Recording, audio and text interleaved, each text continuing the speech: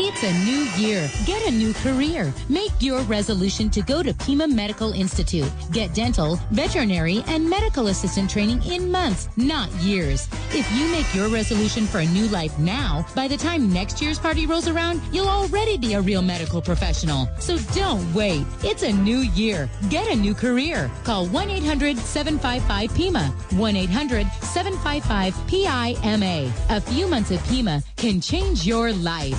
What's with all these newspapers and consumer magazines? I'm checking out the new flat tube TVs to make sure I get the best one. And? It looks like Sony, Toshiba, and JVC are the top rated sets. And I can get the Sony 27-inch for $399 or the JVC for $329. Well, those are great TVs, but if you buy one, you'll be sorry. Why? Because they're $50 less at video only. Just $279 for a 27-inch JVC? Yep. Okay, how about a widescreen, high-definition set? They're $600. Not at video only. They've got the Toshiba 26-inch widescreen for just $549. That's $50 less than the set. Before you decide, you better compare your deals to video onlys or... I'll be sorry. Yep.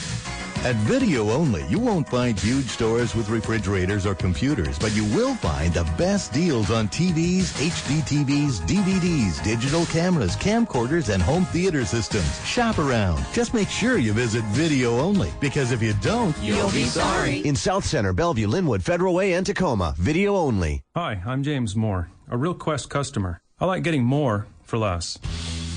With Quest Wireless. Now another big story here in Florida. OJ's daughter, Sydney Simpson, was cuffed and arrested over the weekend after refusing to stop yelling profanities at cops who were responding to a fight. Right. She was hit with disorderly conduct and resisting arrest. Yeah, you hear about this story? First of all, Sydney Simpson, OJ's daughter, the one that was the little cute girl at the you saw clips of during the trial in 1994. Terry, she's 19 now. Wow. Okay, that's number one. That is amazing. Number two, she was back from her winter break from college, where she attends college. I believe she goes to somewhere in Boston, is what I read. And she was attending her younger brother's high school basketball game. A fight broke out in the stands. Cops responded. The fight really didn't have much to do with her. But when the cops arrived, she started screaming at the cops. It wouldn't stop when they told her to. When they put the cuffs on her, she slapped their hand away. And the rest, I think you pretty much heard there. Wow. Easy, Sydney. Calm down. Right. These kind of charges are subject to, she's looking at jail time. Man. So that's the whole scope of what she did. The profanity, the slap in the hand of the officer who was ready to cuff her. Yeah, you don't slap hands, that's for sure. Oh, yeah, and she said, my dad'll kill you, too. Wow. It didn't go over too well. Right. No wonder they... Pigs! You can never get a Simpson! So she only got involved when the police got there? Yes. Stupid. Yeah. It doesn't seem like it makes much sense. I know. I mean, unless you're going to be involved in the fight, why bother? Right. Her lawyer should just argue Tourette syndrome. Oh, geez. Oh, wow. That's what I do. It must have been something about her seeing the cops and the cops arriving that kind of bugged her. Wow. Because there's cops now. This is cool. I'm getting involved. She got involved only when the cops arrived. The fight didn't even revolve around her at all. It was people just having a fight in the stands. I mean, she knew the people, I guess. She went to the high school. She had graduated a year earlier. And her brother was playing in the game. And the cops arrived, and that's when she got into it and involved. God, spewing profanity at them, huh? Yeah, let me play some of it again. OJ's daughter, Sydney Simpson, was cuffed and arrested over the weekend after refusing to stop yelling profanities at cops who were responding to a fight. She was hit with disorderly conduct and resisting arrest. Jeez. So there you go. It's got to be a tough situation. Now, it wasn't Sydney Simpson in her teenage years. Some of the pictures I saw was she battling a little weight problem. Not that she would have to worry about that. She has parents that were very thin. But with the trauma of your dad killing your mom, you might shove a Tootsie Roll or two down your throat, Terry, and to deal with all the stress, right? Yeah. That's how, Stephen, that's how you deal with stress, right? Well, and during that Simpson trial, I was pretty stressed, too. Right. So. Stephen set a record for the amount of Tootsie Rolls he ate that weekend. Wow. It was his heaviest ever. The weekend of the verdict, yes. And now he's moved on to Fig Newtons, but... He's good. He's done a good job maintaining the weight, though. He's able to keep it on, which most people aren't able to do. We kind of leveled out, so that's good. Right. Oh. Okay. Yeah, she was. And hopefully she's kind of slimmed down a little bit. But Yeah, I don't think she'll have a problem there. Yeah. I think a lot of teenagers get a little, what seems to be belated baby fat, and then it just kind of drifts away. Yes. Stephen has belated baby fat. Yeah. Of course, he's now, what, 35, Stephen? Not yet. When are you going to be 35? In the future. That's pretty old. In the future. 35. Well, this is the month of the Hot Shot and the Pasty Dave birthdays. That's Pasty, your birthday's this month? Is that right, Pastela? Oh, Jay. It's like this week, isn't it? No, that's the Hot Shot birthday. How old are you going to be, dude? 28. Oh, gee. Wow! 28. 28. 28 and untouched by human hands. Oh. Or let me just say, untouched by female. Oh, just. Pasty. Yeah, my hands. Is it human hands or female hands? What kind of hands are we talking about here? It's just female hands. Right. So still to this moment, as we speak right now, as we approach your 28th birthday, you are the best kept secret on the face of the earth. That's right. Meaning that you have the magnum that no one has enjoyed. It's mine and all mine. Oh, dear. What about Sissy Sisterson? Is she more aware than any other woman that we know of on the planet? Well, she's seen me in a bathing suit, on the family trip. So she knows what I'm working with. Whatever happened with that Christmas vacation that the Pastersons were planning? Pastersons went on that family Christmas trip or no? They did not. No. wow. It never got together, huh? Oh. You couldn't bring the whole group back together. We didn't all have time off at the same time. But they didn't go without you, did they? They did. They went to Cabo. Wow! The band's breaking up. Sissy Sisterson, Poppy Papperson, and Molly Momerson went to Cabo without Pasty Pasterson? Actually, Sissy Sisterson was unable to attend also this time. So it's just, wow, who would have thought after all these years, a romantic getaway They're making little moguls. for Pappy Papperson and Mogul Mogerson. Oh, that's the same guy. And never mind. Mommy Mogulson, I guess. They probably looked at each other and said, wow, what do we do now? Now, from the sound of your voice, I mean, I'm sure they were pretty happy about it, but the sound of your voice, I mean, the way you just described it, you sounded very disappointed and upset, even just talking about it now a few months later or a month or so later. Yeah, I definitely would have enjoyed going. You would have loved to go on the family vacation as a 28-year-old man. Yeah. Do you think there's a cutoff point? Maybe your parents were trying to tell you every date you threw at them as far as ones that you could go to Cabo. Did you notice they were saying, oh, no, that doesn't work for us? Right. And not even looking at a calendar? I know. Yeah, do you think maybe that was a nice way of them telling you you're too old to go on these family vacations with them anymore? No. They were more than happy to take me along if I could have come. I don't know, dude. You had Christmas vacation pretty much at the standard time. Yeah. What are you typing there? I'm sorry. All right. It's fine. No, you can keep typing. Okay. He's writing a book. I'm not used to someone being able to multitask. I don't know, dude. I just think maybe they're trying to ease the blow of telling you that you might not be at the time in your life where family vacations work anymore. They're slowly weaning you off. That's right. They have expressed only interest in having me come along on the trip. Yeah, okay. They just couldn't work it out. You guys won't accept it, Jerry. Denial. I mean, Sissy, have just been... It's like, wait, you have Christmas vacation when? From the 20th to the 31st? That's abnormal. That doesn't work for us. Yeah. Ours is in October. Right. And that's when we'll be going on our Christmas vacation this year. Oh, you can't make that? Oh, you think you can? Well, that's not permanent, by the way, those dates. Right. But we want you to go. You're part of the family. Man. We love tucking you in at night in the hotel room. Kissing you on the forehead. Calling Mom, hey, is it cool if I rent a movie, Mom? I know it's on your credit card. I'll pay you back. The School of Rock. It's only $9.95. Right. The weirdest thing in the world that a man, 28 years old, has gone on a Christmas vacation every year up till this year. Oh. And he thinks that just lo and behold, it didn't work out date-wise this year. Right. Party's over. Uh-huh. Do you guys normally have adjoining rooms, with the... Adjoining rooms, they sleep in the same room.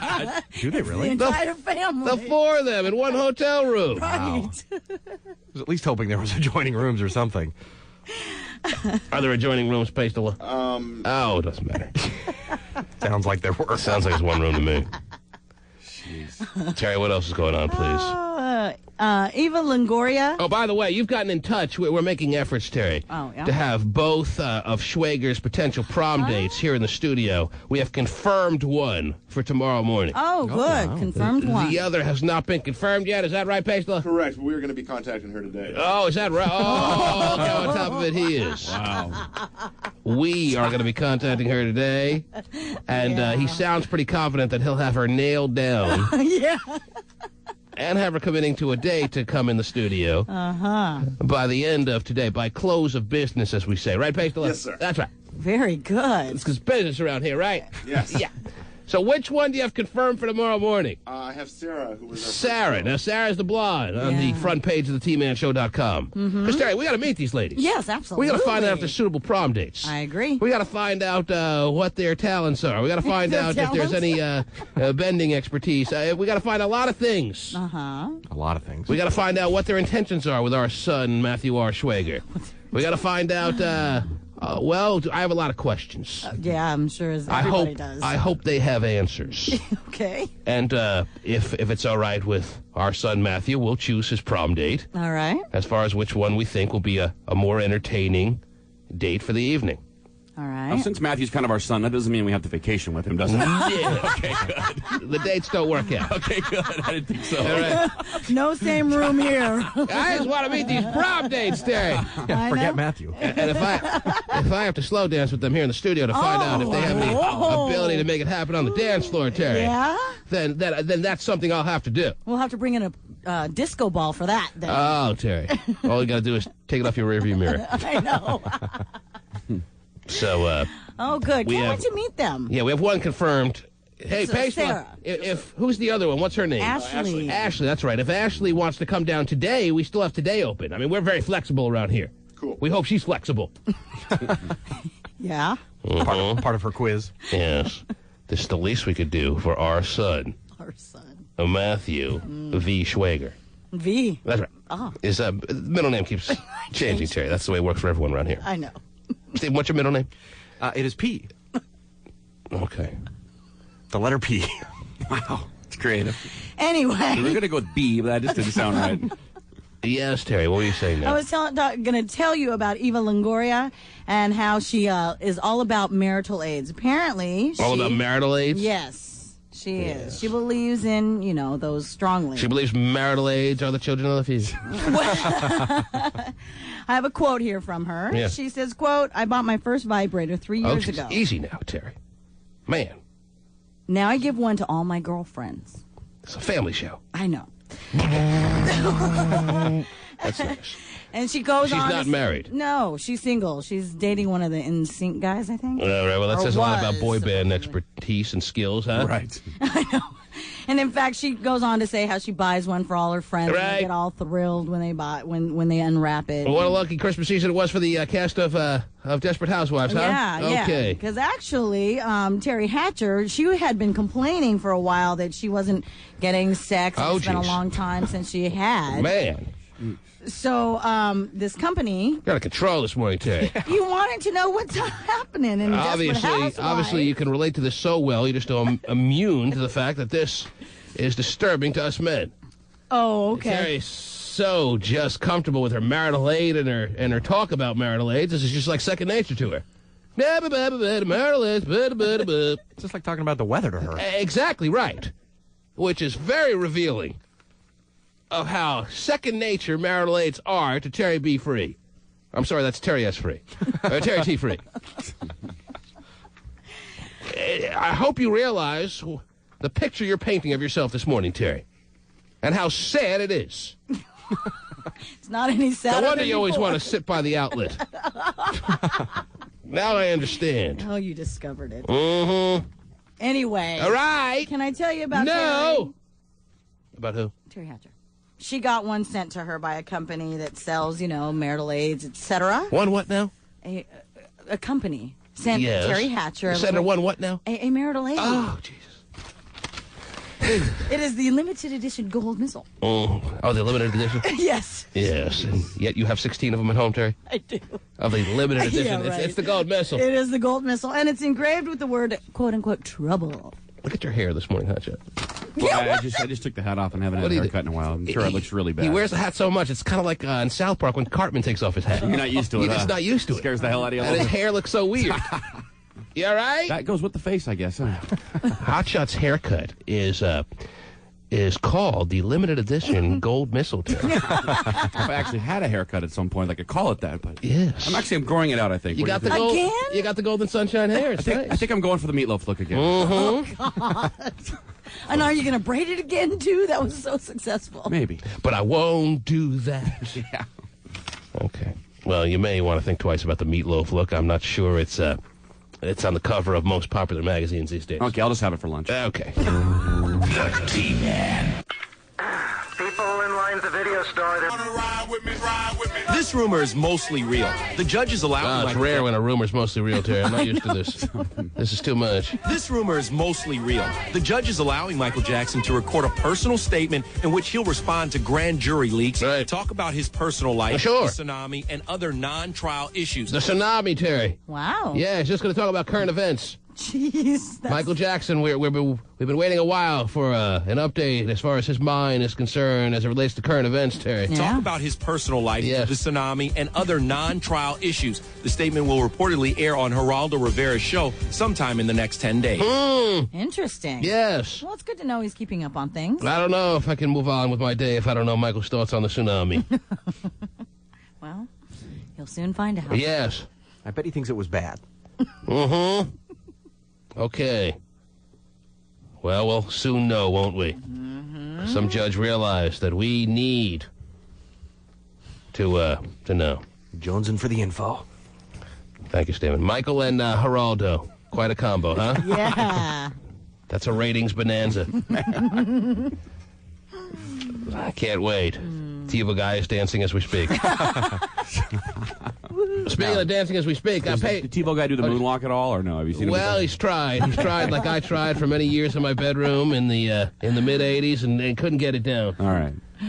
I'm an 11-year-old trying to practice the moonwalk, thinking I'm going to impress all my friends, but I didn't realize they were practicing at the same time, and no one could get it down. That's the way it was. Anyhow, you talked to Ashley now, is that right? I did. All right, so we have Sarah booked for tomorrow. Yes. Okay. Ladies and gentlemen, I hope you are aware of what we're talking about. Matthew Schwager has been asked by two pretty damn hot girls to go to senior prom, Terry. This is a geek's revenge personified, Terry. I know. And they both have had their pictures put on the front page of the TManShow.com. I want to do my part, Terry. I want to have an analysis of these ladies. I want to have an interview. I want to have a discussion. I want to have an intention review, if you will. Sure. I want to understand these women inside and out. Oh. And we've been able to get in touch with one of them so far, and the other one was not able to be reached until, I believe, this moment. When was the... well, let me just confirm. Have you reached the second of the two ladies that are fighting for Matthew's hand for prom 2005? Yeah. In the last break. In the last break, the Pasty one. Good job, Pasty. Calling her with the panting breath on the phone line there, Terry. I'm sure it was a great way to introduce her to the day. She's like, leave me alone, you pervert. Oh, geez. And, but it's just me. Hang on. Yeah. And you said what, Pastila? I said good morning. Oh, and, asked her if she had been listening. It's a weird start there, Pasty, but go ahead, yes. I asked her if she had been listening, and she said, oh, yes, every morning. And I was asking if she was able to come down this morning. All right. Unfortunately, this morning she was not. No. Oh. And why is that? She is on her way to class and then some work this morning. She has class, Terry. Wow. Yes. All right. How many people listen to the show have class? Anyhow, yes, and then what? But I was able to confirm her for tomorrow. Tomorrow? Well, that's when we have Sarah coming down. So we have both ladies that want to have this senior prom with Matthew R. Schwager. They're both coming down tomorrow is what you're telling me. Yes. Are they both coming down at the same time? I think they should.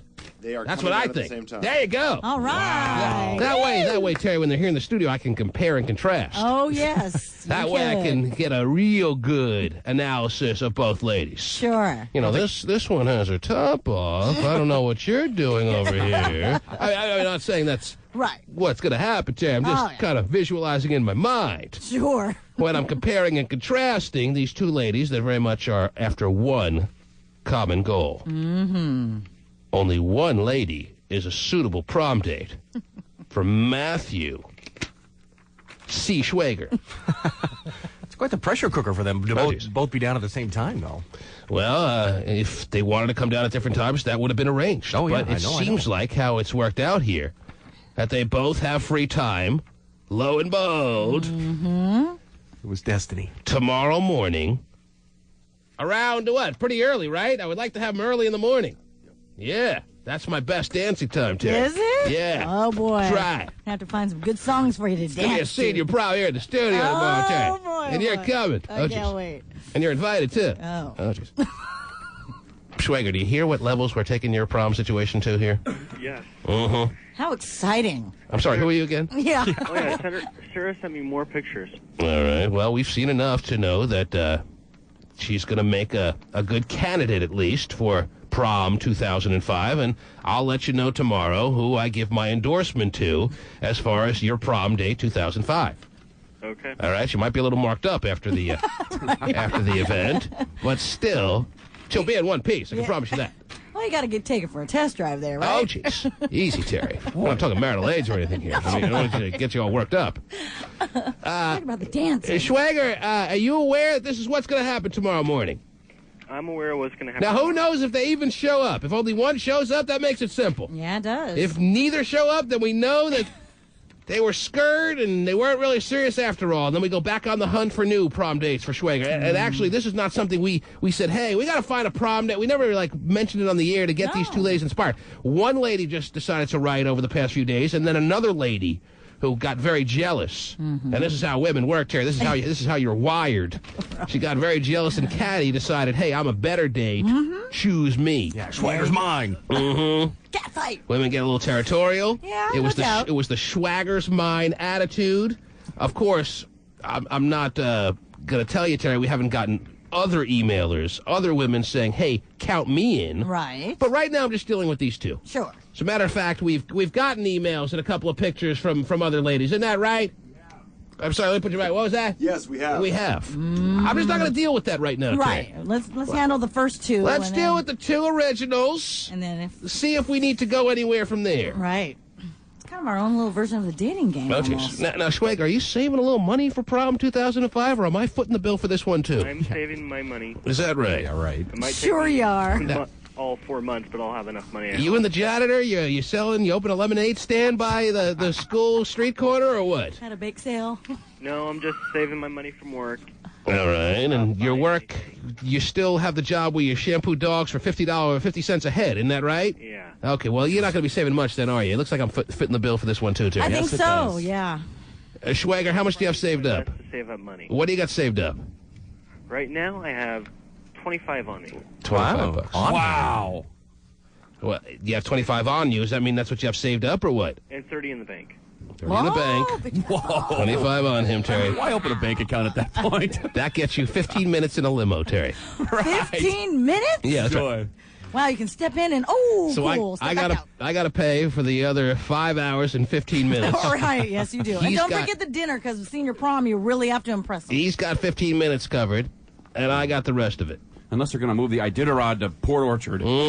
He's not saving any money, all right? $30 in the bank, plus the $25 fee for having under $100 in the account. Right. Schwager, be honest, okay? It looks like I'm going to be stepping up and paying a lot of this bill for you, aren't I? Or I'm going to at least be asked to do that. It's not for 4 months, so that's enough time for hopefully for me to save. Schwager, you're going to have to do 200 dogs a day. Now, let's see, you've saved $30 in 18 years.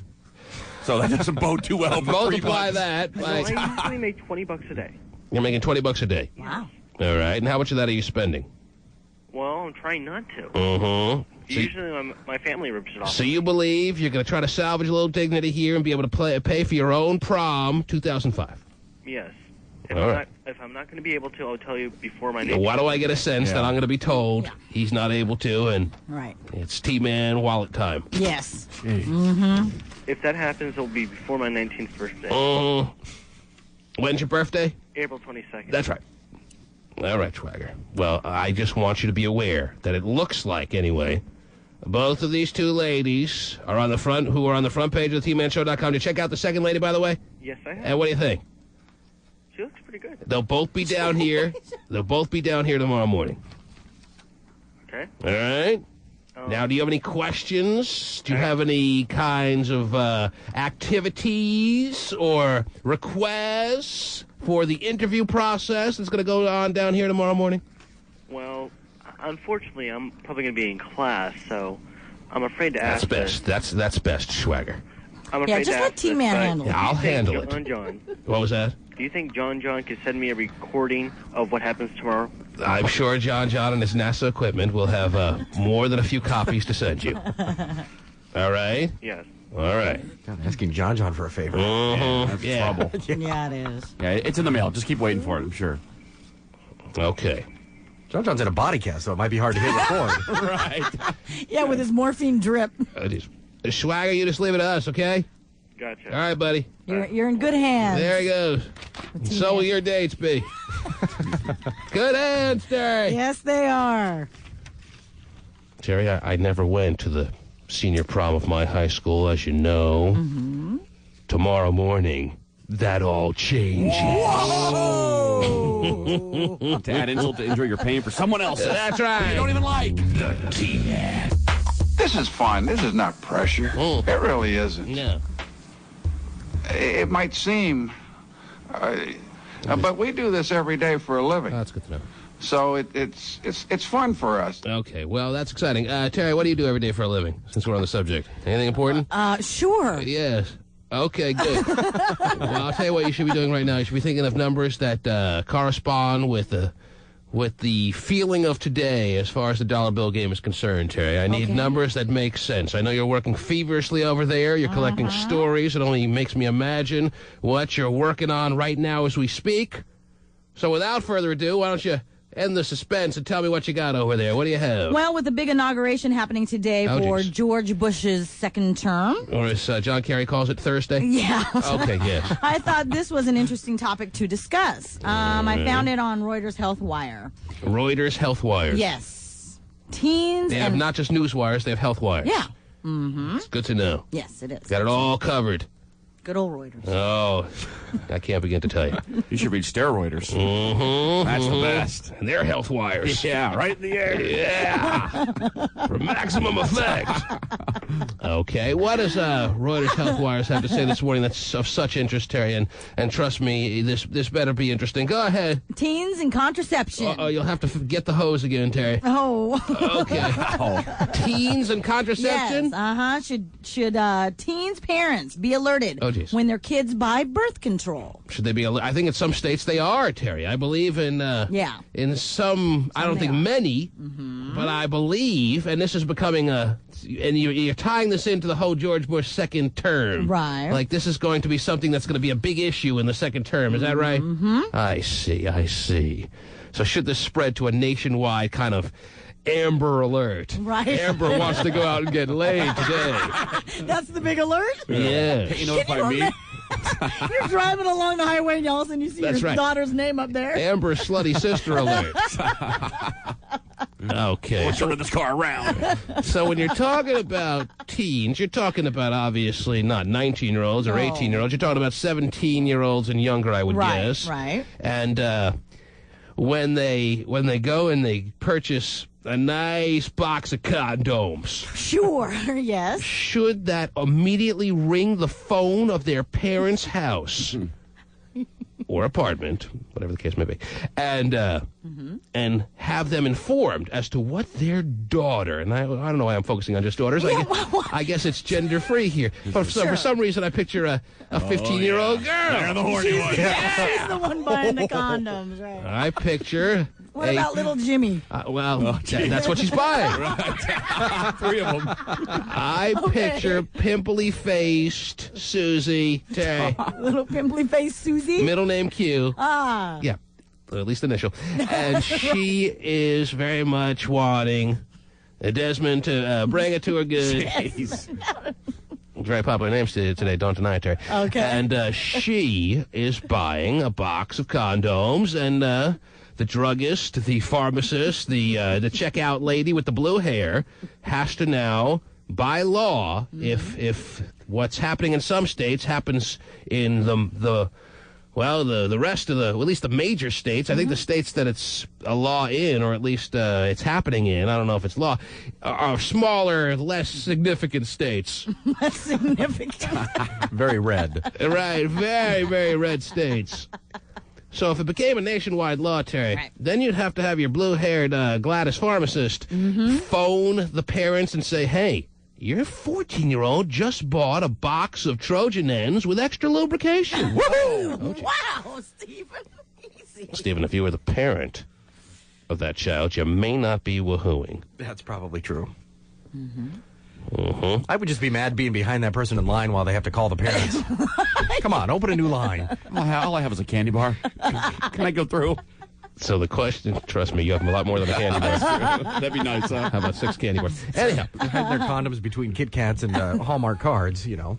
Terry. Get them through. Yes. The old argument, or at least the argument that's coming to my mind, I'm assuming it's an old argument, I'm assuming somebody's thought of this before me, is that if you have teenagers aware that their parents are going to be called when they buy a diaphragm, a box of condoms, whatever is the... First of all, diaphragms aren't just hanging there, okay? Oh, yes, they are. Whatever birth control du jour they choose, Terry. If you have the pharmacist or whoever calling the parents as a matter of law, Terry, well, what's going to happen? You're just going to have these teenagers not using contraception.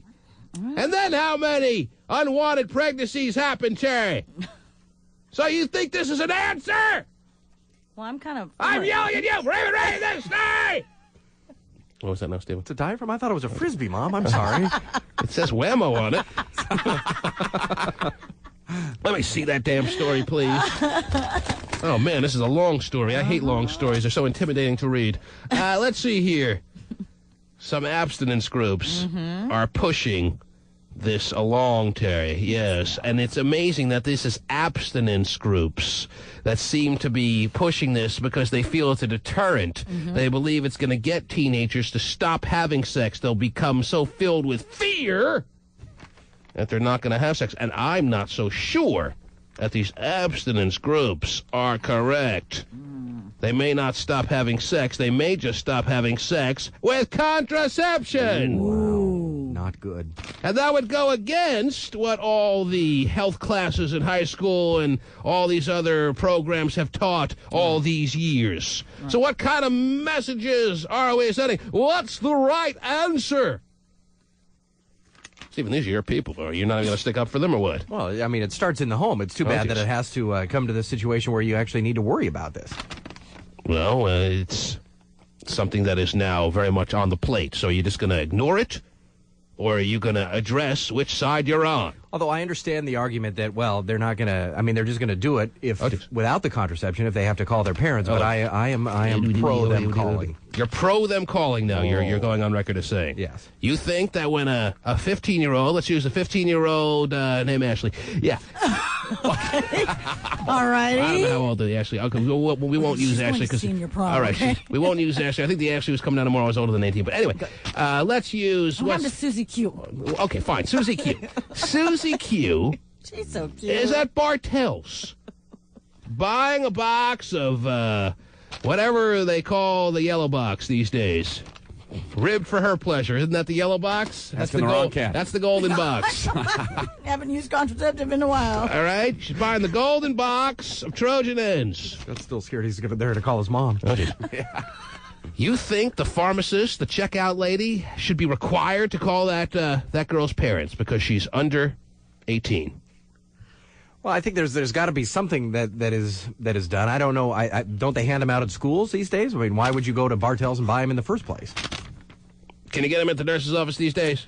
I have no idea. Not in public school, I don't think. I don't Only know. in private school. That's part of the perks of paying. Yeah, I guess. I don't see public You schools get your own handing personal condoms out. condom. So it says here in the story, several newly elected senators have pledged to press for such a federal notification law to be put into effect. So we may just be mere days, weeks, or months away, ladies and gentlemen, from a nationwide law that says if you are a teenager who is attempting to buy contraception on your own with the cheesy sunglasses on and your 16 friends waiting in the car. The nose and the mustache. You are going to have to give your name and phone number so that your parents can be alerted, or else you're not going to be able to purchase your condiments. Man. Wow. I mean, they check IDs for, like, cigarettes and things like that. So. Well, those could kill you. Right. Well, this could kill you. Hi, just tell me your name's Ivan Cut Your Cock Off, and your phone number's 867-5309. Yes. Sounds good. Works every time, doesn't it? Yeah. Well, wow. Who knows? Who knows that would be where this is going to go, or what this is going to lead to. Well, I'm sure, though, too, kids would find ways around it. I mean, find an older, sibling. You're going to have to get that homeless person on the street and pay them $5. Yeah, seriously. Hey, you Like, absolutely. You got to make nice with the lady at the free clinic at the front desk. Right.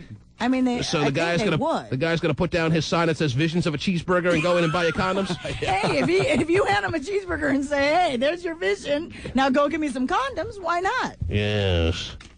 So the pharmacist checkout lady is the drugstore checkout lady is gonna be like, "Dude, you've had sex like how many times this week?" Man, for a homeless guy, you sure get laid a lot. At least he's protecting himself. Right. Steve and Terry suggesting there are always ways around this, that teenagers are very crafty, very clever, very much on the ball. Well, so your little law that you and your red state buddies are trying to get through here is not going to be effective anyway. Well, I mean, it will deter some people. Is it going to stop people from having sex, yes or no? Is it going to stop the 15-year-olds from having sex, yes or no? All of them, no. It may stop some. If it stops one, that's good enough. Is that right, Stephen? Well, I'm not saying that. I don't see what the problem is. I know that you guys are all pro 15-year-olds going out and procreating, but right. I don't necessarily think that's a good thing. Last I checked, using contraception is a means of not procreating. Yes or no? Sometimes. Okay. Sometimes. And no, I'm not pro 15-year-olds procreating at all. Mm-hmm. I mean, I'm 1 year away. I mean, I have to actually know I'm in that stage where I'm looking at Darius going, God, Well, let me ask you, Terry, you're a pretty liberal lady, but when it comes to your children, very conservative. Right. If your son, this Darian that I hear so much about, Terry, such a good kid, were to go to the drug store to buy himself the blue box of condoms. What's the blue box now? Yeah, but would you want the lady at the register to have to, by law, call you to tell you what's going on? Gosh. You know what? You need some time, Terry. I need some time on this. Wow. Well, it's surprising that she even thinks about it because of some of the other things. Well, Terry's stance could be, hey, if I'm not close enough to my son that he doesn't tell me about these things, I don't want to hear it from the pharmacist. Well, I agree with that. That's part of the problem. I don't think that the situation would ever come up. You're part of the problem. I don't think Terry. And it's funny how a person with all the answers is the last one to have sex. I mean, Terry will never be in this situation because she has a great communication and great stuff going on with her kids. Well, it seems like it. Well, according to every listener, I don't, and he's going to be out there procreating like crazy if he's not doing it right now because I'm so strict on stuff. Or a horrible parent. But I mean, I would hope that I do have good communication with Darian and that the fact that you call him Darian, I don't even know his name. I'm like, who the hell are you? All right, let me go to the phone lines and see what people out there are thinking. Right. And by the way, it does say in this story that there are a couple of states that already have this as a law, or at least in place, that if a teenager, if a 17 or younger goes to buy contraception, they cannot purchase it without their parents being phoned. Mm-hmm. Now, that goes for birth control pills as well, right? I assume. Right. I'm assuming that's probably... Those are cool. Well, but a doctor has to prescribe those. Right. So you think if a doctor I think that's more of what we're really talking about here. Right. Not in Planned Parenthood. They don't prescribe them, do they? Well, you can get them there, but I believe Planned Parenthood you have to be notified or something. You got to be checked out. Yeah, you have to be checked and everything. Well, what kind of check are they really talking about? Yeah, you got 2 legs. You can get I'm sure these will work. Take them. So the 3 states, Idaho, Utah, and Wyoming. Right. You're on the air. Hello. Hi. Hi. As a parent, I'd rather no one call me about whether my daughter or my son is buying condoms. I think my communication with my kids should be strong enough to where I can expect one of them to come to me first. If your kids aren't telling you, you don't want to hear it from the blue-haired pharmacist checkout lady. I don't, not at all. The last thing I want to do while I'm working is hear some old lady tell me that my son or my daughter is buying condoms. Yeah, you don't want to hear over your work loudspeaker, Kathy, line 3, your daughter's trying to buy condoms. Yeah, but she even said she doesn't think that it would ever get to that situation. So you would rather turn a blind eye and just not know? Well, not that I wouldn't know, because I think my communication, or at least my husband and I, we talk to our kids, enough to where I think they're comfortable enough to come with him or I with situations like that. So this is a bad idea. Bad idea, in your opinion. I think it's a horrible idea. What if you don't have the great communication with him, though? I think that you think do. you have. I talk to my kids, whatever question they want to ask. It's open. I'm there, and I'm not one. Why would I get mad? Well, Steven's point, I guess, is a lot of people, just about every parent thinks they have great communication with their kids. Right. A lot of them are wrong, or at least some of them are wrong. What about those parents? Shouldn't they be? Then they're the ones that will probably get the call from the pharmacist. Well, it looks like everyone's going to be getting a call from the pharmacist if some of these senators get their way. You're on the air. Good morning. Hello. Hey, T-Man. Yes. How's it going? It's going, sir. Good. It's a horrible idea. Oh, jeez. Why is that, sir?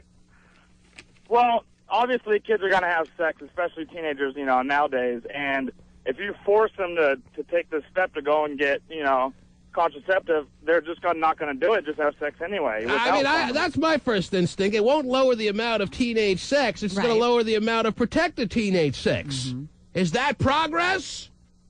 Is that progress? I think the argument... Answer me! The argument of people saying, well, they're just going to do it anyway, so we may as well, give them a six-pack and some condoms and go to town, kids. You're throwing in a six-pack in this deal, Steven? Wow, that's a great offer. You must have a coupon. It's good to be a teen these days, I guess. Yeah, you're going to do it anyway, so, but Mom, I'm 17. I don't want to have sex. Well, you're going to do it anyway, so do it now. Wow. Let me tell you got all the answers. Steven, I think... You don't have all the answers. Apparently, you have all the answers. The best way to go about this is the kill breath way, and that's just not to have kids! Yeah, well... I love these parents. I think these kids are going to come running to him. Dad, I think I need some condoms. Yeah, I don't care what kind of communication you have with your kid. No kids asking their parents for condoms. Oh, geez. Ever. I didn't know one person in high school. Oh yeah, my dad's happy to buy them. Come over to my house. Got them all. Never. Doesn't matter what kind of communication you have. No, I actually believe Steven is like a few days away from telling us that he is expecting a child. Whoa! Am I? That's even a shock for him. He's like, am I off, Steven, or are my instincts pretty on target here? He's like, who's the daddy? I think you're a little off. Oh, jeez. You're on the air. Good morning. You will never know. Oh, jeez. Yeah, wow. As far as we know, he's not even married. Yes, hello. She's just a figment of our imagination. Mm-hmm. Or his. A fig Newton. We would love to turn her into a fig Newton. Then she'd actually get touched for the first time in her life. Yes, hi. Oh, Stephen, you've never... Yes. Yeah, well, it's kind of a bad idea because just like teenagers can't get beer and they steal that, they're just going to shoplift the condoms. Mm-hmm. So just increase shoplifting in your mind. Not if there's... What happens if it's, now stores and stuff lock like the cold medicines, and who's to say they can't lock up the They lock up cold medicine? Yes. Oh, yeah. And cigarettes. And cigarettes. Where do you live? What kind of cold medicine are you talking about? Like NyQuil? No, not like that. Like, I can't think of the names, but they're locked up because they're locked up. Yes, I've seen NyQuil locked up. Well, there's plenty of convenience stores without locks on anything. Yeah, true. All right, I never saw that yet. And steal beer and get called as the cops. A lot easier to shoplift a box of condoms than a six-pack of beer, isn't it? Oh, I just got a big gut. That's all. Well, it's cool because when they're using their fake IDs at the clubs, they can buy them in the bathrooms. Jeez. Yeah, but hey. You're on the air. Oh, gee, she's already started. She's going. Yes, go. She's responding to every caller, no matter if she's on the air or not. Yes, now you're on. Go ahead. Hi. Hi. How are you? I'm doing well. How about you? I'm doing fine. It's nice to know. I was calling because I was listening to the conversation on my way to work, and my daughter's 13, but she's not having sex, and we do have a good conversation, but if kids are having sex and if they're going to buy them, at least you would want your child to be protected. Okay. Instead of not having to be able to buy them. And I thought they were giving them out at school and stuff. So I thought they did that too. Those days may be over if they're giving them out to 17 and younger, because according to this story that I'm now holding in my hand, not only are you going to maybe have the day end where they give them out to middle school kids, But if you buy them at a drugstore, the pharmacist or the lady at the register is going to be required to have to call a parent or some guardian. Yeah. That's crazy because if the child needs to use safe sex, have safe sex, hey, what's the problem? I mean, I don't condone it, but I'd rather a child have safe sex than dead sex. And you're saying this because the only resolution you could see coming out of this is that, hey, the sex is not going to stop, just the unprotected sex is going to stop. Right, it's not going to stop. They're not going to stop. Well, that's not what the abstinence groups who are pushing this more than anyone think. They think the sex is going to stop. Well, then somebody needs to tell them or slap them upside their head. Oh, jeez. I don't think they necessarily think the sex is going to stop. I think it's going to generate conversation to where, you can get your kid back in the youth group. They think the sex is going to stop. Oh, yeah, right. How's he going to push him back into the youth group? Right. Yeah, you convinced me. I'm going to go join the youth group. Yeah. Where do I sign? Right. Stephen, you're a weird one. Jeez. That's probably I'm why trying they're to learning about it. To see if anyone might be pro this idea, and I'm looking up and down the phone lines. We have 73 lines here, Terry. I'm not seeing anyone agreeing with this. Not seeing anyone. No, because everybody will call and say, well, I have great communication with my kids, and, it'll never come to that. But you're on the air. It does, unfortunately. Hello. I got a couple people on the line saying, why doesn't Stephen just move to a red state? Wow. Hello. Whoa, Stephen. People in Utah are very nice. Oh, jeez. Well, they're friendly, huh? They're waiting for you, Stephen. Yeah, trust me, Utah, they don't believe in contraception. No. Anyone there? At least they're married, though. So, 6 times. Yeah, okay. Anyone there? Hello. Hello. Hello? Yes, you're on. Well, good morning. Well, good morning to you. Yeah, I was just calling because I wanted to say something about the communication thing with your kids. Yes. I don't care how much communication you have with your kids. They're not going to tell you everything. They're not going to tell you And everything. I believe that. I believe that. Now, yeah. the parents who aren't being told everything, are they aware that their kids aren't telling them everything? Or, as Stephen is suggesting, do they think their kids are telling them everything? I mean, how out of tune are parents these days is the question, I guess. Let's take the family who has the 15-year-old Susie Q that tells her parents 20% of really what's going on in her social life. Does her mom think she's being told 100%, or does she pretty much know, okay, my daughter's not telling me everything? How on top of it is today's mama? I do not think they are on top of it at all. My mom thought I told her everything. And you told her nothing. Oh, yeah. You held back all the gory details, didn't you? What didn't Yes, you tell her? Yeah, what didn't you tell her? Oh, my goodness. I just don't want to talk about that. But there's a lot of stuff that parents think they know, but they don't know everything. I mean, there is situations where people talk to their parents about certain situations, but I don't think that kids tell their parents everything. Yes. So And also, I don't see why anybody has brought up the point that that because they aren't allowed to buy condoms, Yes. that doesn't mean they're not going to have sex. They're gonna just do it unprotected. I wish we would have said that. How old were you? How old were you when you first had sex and didn't tell your mom and dad? I was 15. Oh, boy. Yeah. Dirty and nasty. Whoa, Stephen. Did you use contraception? Yes or no? Yes. Would you have used contraception if, when you purchased it, your parents would have had to have been phoned? No. Would you have still had sex if you knew that if you bought contraception, your parents would have been called and you decided because of that you weren't going to buy contraception? Would you still have had the sex that you had at 15 in the very, very slutty and hot way? Huh? Would you? I probably would have. You yes. would have. You Well, say? it's easy to say that, but there's little Jimmy who could also buy the condom or get the condoms as well. There's That's not. true. And I just also wanted to say that Planned Parenthood does give out free condoms and free lubrication and all that. Man. They do. And then Butler's Chap Thursday, too. We didn't know to ask for the free lube. Man, thanks for the tip. Jeez. I 2 for 1 on gorilla suits.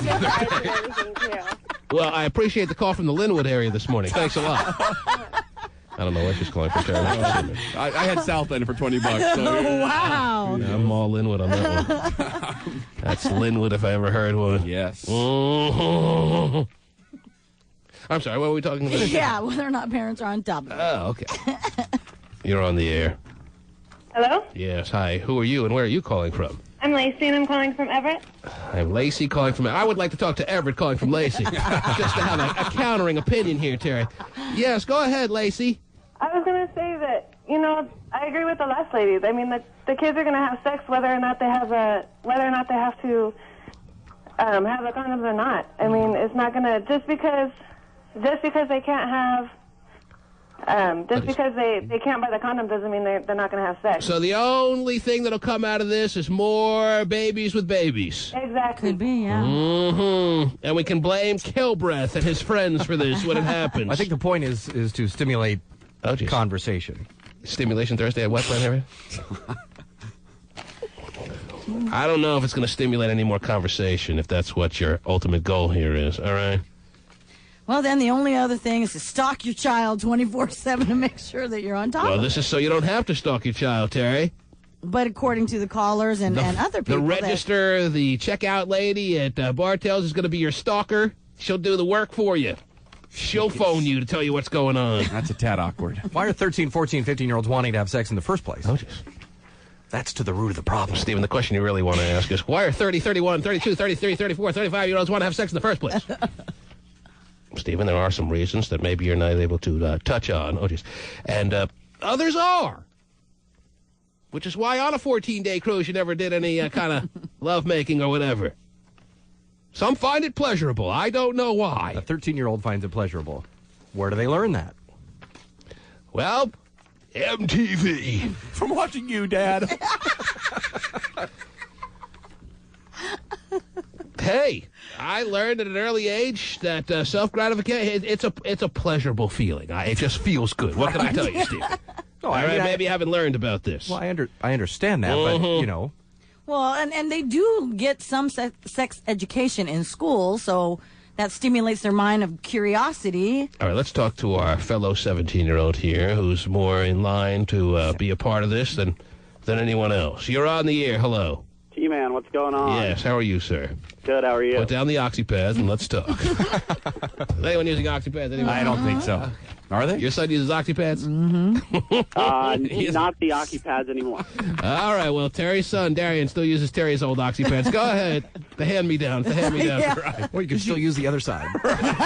What's up? Look at all the dirt. Well, personally, I like the idea, but maybe they should just lower the age a little bit. Let's make the age 15 and under and call the parents, or maybe 16 and under. I think once as long as you're out of the loop here, you're good, huh? Yeah, leave me alone.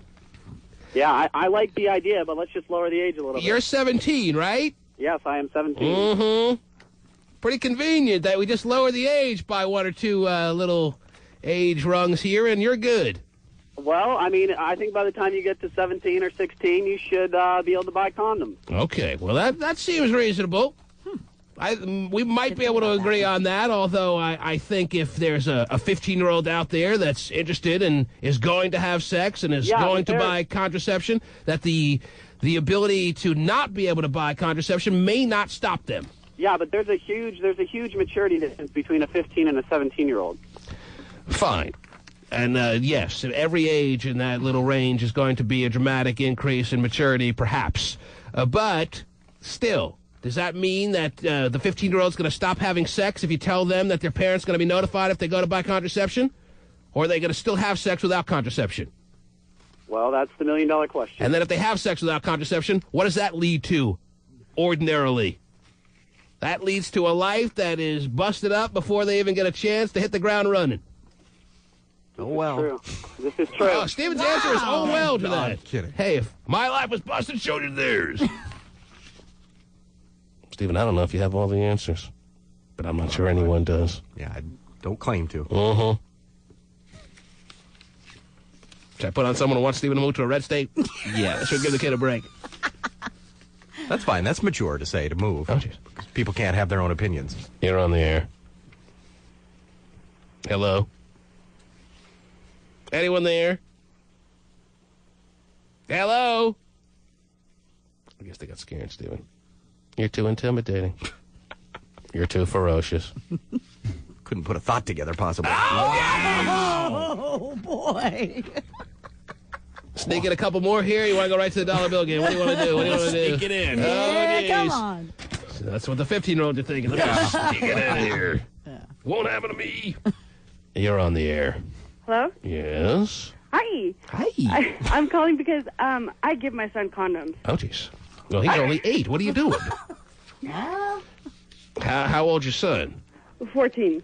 Mm-hmm. And you think it's the proper move to be giving him condoms because that makes you more of an on-top-of-it parent than the lady down the street, or what? No, I give them to him because I don't want him, I don't want him to do anything anyway, but I give them to him, just in case. Steve wants to start a new law that nobody should be able to parent a child that starts a phone call with, hi! No, but doesn't that kind of encourage him to do it? Even, you say you don't want him to do it, but doesn't it kind of encourage it? I don't think so, because I did it anyway. Oh, geez. Well, that doesn't mean your son is going to do it. That doesn't mean that your child is going to be like you. If you give your child 14 years of age a condom, they may be more inclined to go out and have sex than they would have been ordinarily, right or wrong? I don't agree with you. All right. Well, then I guess I'm wrong. Who taught him how to put it on and all that? I mean, you just hand it to him and say, have a good old time? Can you imagine Terry doing this? So you take your mouth there, isn't it? Yeah, you put it in your mouth. Yeah, Terry has a good question here. Who taught that not people? Legit? Fine. It's yes, a just legitimate it sounded weird. Give us a moment to just take it all in, would you? Just don't be so. Terry pulls out the chocolate thunder from her dresser. Who? Is that what you keep, JD? Anyhow, who pulls out the instructional video and sits down with the child and watches with them? Or who takes out the diagram, or who gives them the tutorial? Wow, I think he could figure that out for himself. Yeah, it's not that hard to figure out, even for a 14-year-old. Come on. Rocket science here. Mm-hmm. Wait a minute. I have this. It says this end up. I think I'm good here. Oh, the reservoir tip is facing the wrong way. Oh, geez. Yeah, they can build websites, but they can't put a condom on, right? And I'm stumped. Terry still wants to teach a class, it seems like. Well, it's scary for me because... Yes. We'll give Terry the final thought here. As we all know, the society treats men and women different. Yes. And I have 2 young daughters that, you do. When they are in 9th grade, they're going to be in high school with seniors. And that scares me because you're talking an 18-year-old boy preying on a... Oh, jeez. Praying. Yes, that's the way I look at it. Well, let me ask you this. How does that... That's ridiculous. How does that factor into this conversation that we're talking about here? Does that mean you want to be alerted if your daughter, and by the way, your daughter doesn't have to be the one to buy it, to have sex and with an 18-year-old? Yeah, the mom could give it to him. I know that. Mm-hmm. I mean, and I think that, believe it or not, I think that I'm going to be one that will probably say, hey, let's take you to, either Planned Parenthood or So the way around this is to have the 15-year-old go to the drugstore and have the person they're going to have sex with standing by at the house, ready to be the parent and fake the phone call when it comes on in. Yeah, I'm Johnny's parent. That little bastard, is that where he's at right now? Wait till he gets home. Thanks for calling. Bye. Exactly. Have him get some Altoids, too. Have the friend, even the girl that you're about to have sex with standing by as the mom at the house. A lot of 14-year-old girls are able to fake being the mom, right? Sure. Well, seeing that these are all, do you want to take a break and get to more of these phone calls? It seems like everyone has an opinion on this, so should we go right into the dollar bill game? What do you want to do here? And based on this conversation, what numbers make sense for today's dollar bill game? Steven, seeing that you're the red state participant here. 14. How many red states did your guy George Bush win this past election? A lot. You don't know the answer. I don't know the exact number. No. How many delegates did he win? It was like 273. You're the news guy, Steven. Oh, that's this old is news. I can tell you what's going on today. Something tells me the day after you didn't know either. Okay, well, it was whatever. 273, wasn't it? I don't know. Anyhow, he needed 270. That's all I know. He got past it. Anyway, all right. With flying colors. And the popular vote, too, by the way. Well, he won Ohio. That was the difference. But anyway, that's fine. We're all good with it. What numbers do you want to go with today? What do you see? Too many. Oh, geez. If you have a too many, along with your 93 in your dollar bill, call now. How about a You either have a 17, 16, 15, 14, or 13 in your dollar bill. That'll work. Okay. Along with your 93. The first one to call in with a 93 and either a 13, 14, 15, 16, or 17 is our winner today. Sound good? The T-Man. You're on the air. Hello? Hello. Yes. Hi. How you doing? Good. How are you? What can we do for you? I wanted to call in and talk about the condom thing and communication thing. Right. I just wanted to say that I was given condoms by my mother when I was 15 years old. It was just a pack of condoms. Yes. Put those condoms Terry, in I'm gonna give it to my son when I cut the cord. Are you? That's right. I'm gonna say, put this in your wallet, kid, just to spite Steven. I'm just gonna give my son my weight problem. Right. He'll never have sex. Something tells me you won't have to give it to him. Anyhow, go ahead. Yes. What do you want to tell us about your mom giving you condoms? Was that a touching moment for you? No, it was a little awkward and kind of embarrassing at the time. However, it did not provoke me to have sex early. I didn't lose my virginity till I was 15, or not. I was 17 years old. So you held on to those condoms for a good at least 2 years before you utilized them in any kind of little session or two. Exactly. I mean, I might have blew some balloons and played with them at school sometime, but I never used them for. Is that what you call the guys? So anyhow, your philosophy is, or at least your feeling on this is, just because a parent gives their son or daughter condoms doesn't mean that the son or daughter is definitely or even close to definitely going to use them. That doesn't. Right. No correlation there. Right, and 15-year-olds and 14-year-olds aren't stupid. They know the deal too. They know this conversation, this argument about protected sex and how parents want to be involved in their lives and whatnot. But bottom line is, if you're getting ready to have sex, okay, and you want to go get some protection, you do not want them to call your dad or your mom and say, hey, they're getting ready to have sex tonight, or they're getting ready to have sex. They're buying a condom now.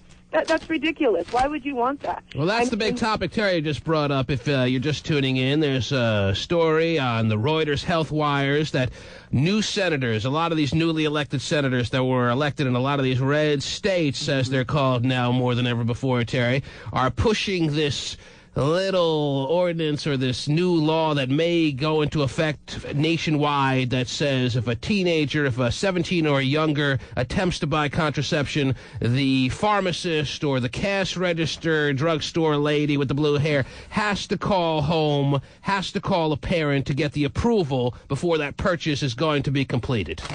Man. Well, you know what? The purchase will not be completed because they won't buy the condom. That was my first instinct. Is this going to lower the amount of sex by teenagers, or is this going to lower the amount of sex with contraception? Is it going to stop the sex that was going to happen? I'm not so sure. It's going to increase the profit of Planned Parenthood. That's what it's going to increase. Aren't there more effective means of getting communication started, if that's really the reason, as Stephen suggests, that these senators are trying to get this into law? Come on. All Terry has to do is hand her son one of the infants and say, raise this, if she wants to scare him, right, Terry? That's absolutely right. Yeah. I'm sure you've and I have. Aha. I have. But you can use this woman's same argument for the buying it at the drugstore. Oh. I mean, just because they can't buy it at a drugstore because they don't want their parents to know doesn't mean that they're going to do it. Maybe they'll wait. Yes. Because this woman didn't hooch herself out at the age of 14. I mean, that's smart. She was smart. She was raised right. Yeah. Stephen, I'm sorry, what red state are you calling from? Oh, wait, you're upstairs. Anyhow, because a lot of these... a red district, though, by the way. He lives in a red district. He's keeping with his own. And a lot of these red states, from what I hear, Stephen, alerting your parents that you're having sex just means telling them to get off you. Anyhow. Wow. You're on the air. Hello. Hey, man. Yes. What's going on? How are you, sir? Good. What can we do for you? I got a couple numbers for you. Oh, that's right, this dollar bill game. Dollar bill game. Yeah. I almost forgot all about it with all this commotion going on about contraception. Yes, sir. Who are you? My name's Chris. What's all that hubbub in the background? Are you? They're doing some construction down here on my way to work. Are you? You're not a construction worker. You're just No. I'm just walking by it. Walking by the site. You like walking by construction sites because an occasional morning when you look good, you'll get a whistle or two. Yeah, that's what I'm going for. And you're still by that construction site or what? Yeah, I'm trying to get away so I can hear you. Well, where are you headed? What do you do, sir? I work for Pierce County. Okay, and in what capacity? I work for the Superior Court with the criminal section. Oh, you do? Oh, interesting. Yeah. All right. I'm sure you have some good stories, right? A few. I see some pretty interesting stuff. Mm-hmm. Are you a man who's involved on any level in the social world or no? No, I just kind of when people get in trouble, I put their stuff on the computer. Sir, are you a single man? Are you committed to anyone or what? I'm married. You're a married man? Yes. How long have you been married? For a year and a half. Oh. So you're... I got a baby on the way. Uh-huh. When does that baby due? In June, the end of June. Were your parents alerted? What? In June, you're due to have... Do you know if it's going to be a boy or a girl yet? I guess not. We don't know. We won't find out until next month. Next month you find out. Wow. Yeah. Are you rooting? Or you're one of those people that's going to say, I just don't care as long as he's or she is healthy? Yeah, well, a healthy baby's nice. That's always a bonus. Okay, is this your first child? It is our first child. Well, congratulations. Yeah. Sounds like all's going well for you, sir. Tell us about your wife. What's special about her, sir? What makes... She's an excellent kindergarten teacher. First-year teacher, teaching kindergarten class. But what about her makes you realize, man, I done good? Besides the fact that she does that nice work of being a kindergarten teacher, I'm talking about what about the way she walks into a room or dives on you on the bed or something that makes you say, man, maybe I could have done better, but not much better. Oh, there's no way I could have done better. Oh! Sweet. Went right to the top.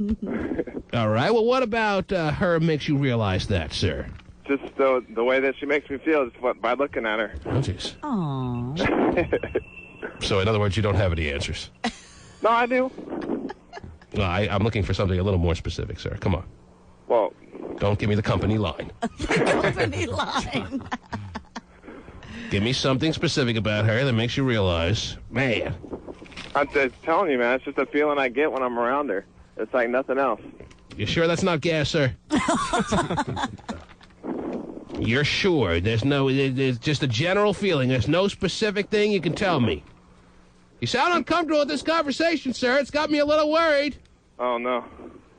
Well, tell me. Give me something. That's what I got. What has she done for you recently? Give me something specific that made you realize, wow, did I make it happen or what? I'm the man. Well, I went through some tough times before I met her, and she helped me through that. Mm-hmm. She got my life straight. And now you're giving back to others. Now you're paying it forward. Is that right, sir? Yeah, there you go. Ah. Oh, no. Just all so cliche, Terry. She doesn't leave you little love notes in your underwear drawer or anything like that? Now we know Terry's secrets. Oh, no. Sir, is there anything like that Terry wants to know? Is there anything specific, something a little bit less general you can give us? No, like the notes in the underwear drawer. Nothing sets the scene like putting a note next to the stain. Especially one that says, hey, you may want to use Clorox on this little stain here. Right, so romantic. What is there, sir? Come on. I'm telling you, man. You got nothing. Wow. The man's got nothing. He's married a year and a half. He's expecting a child. He's got nothing. One specific thing, sir. Usually most people would let this conversation go by now. Not me. No. He will hound you until you give him an answer. Give me one specific thing she's done for you.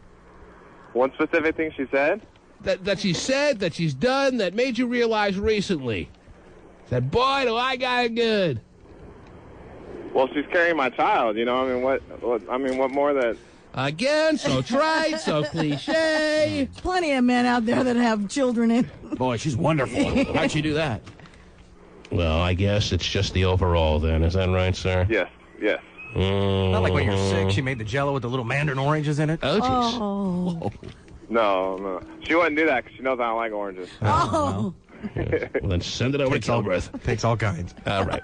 Well, Sarah, it sounds like you have a dollar bill that you feel is going to be an effective means of winning this contest this morning. Is that right? Yeah, actually, I got two. Oh, he's got two. He's got two. How many have you collected overall, sir? You know what? It's funny. I just got two last night. And that's the only two I got, and both of them got numbers that you're looking for. All right. Well, which one do you choose to use this morning, sir? Let's go with the one that's got the 14 in it. All right. Read it off, you barrel laughs you. Go ahead. What do you got? It's H35149396. Does it have all the numbers that he needs? Yes, it does. Well, what is your name again, sir? My name's Chris. Chris? Yeah. Sounds to me like you've won today's dollar bill. Oh, wow. All right. Ding, ding. Mm-hmm. Chris, I don't hear you jumping up and down with the construction workers. No, I'm past them. I'm standing outside my door. I work now. And you got to head on in and make the day happen, huh, Chris? Yep. Well, we don't want to slow you down, Chris. What's that? Never mind. Hang on, sir. You've won. Thank you. In today's dollar bill game. Thank you. Yes. Congrats. It's Chris, Terry. That is. Hey, a little stiff, a little bit uptight, Terry, but hey, he's making it happen in his own way. Mm-hmm. From what we hear about her, they're a good couple. Mm-hmm. Not a lot going on. The T-Man. Well, it's been just over 10 days since Brad and Jen announced their split. And while questions about who's living where and why they... Seems like an eternity, Terry. I can only imagine what it's like for Brad and Jen. Since Brad and Jen announced their split, and while questions about who's living where and why they are still wearing their wedding rings loom, one of the couple's closest confidants says the couple may have split, but they will be friends forever. Oh, whatever. They are leaving this relationship with the same respect and love and grace that they came in. Yeah. Which is so refreshing. Oh, sure it is. Why can't they even break up like normal people, Terry? Why don't they just do... If you're going to break up, you might as well break up. Call each other names. All those secrets you promised never to tell anyone else. You tell more than just your circle of friends, like how Brad likes to dress up like brats, and who knows what Jennifer is all smelling like. So, I mean, that's... And then you have your free spin card sex, and then you go back to hating each other, like a normal couple's breakup. Why can't they even break up like normal people? Just because they're not. They're Hollywood. Mm-hmm.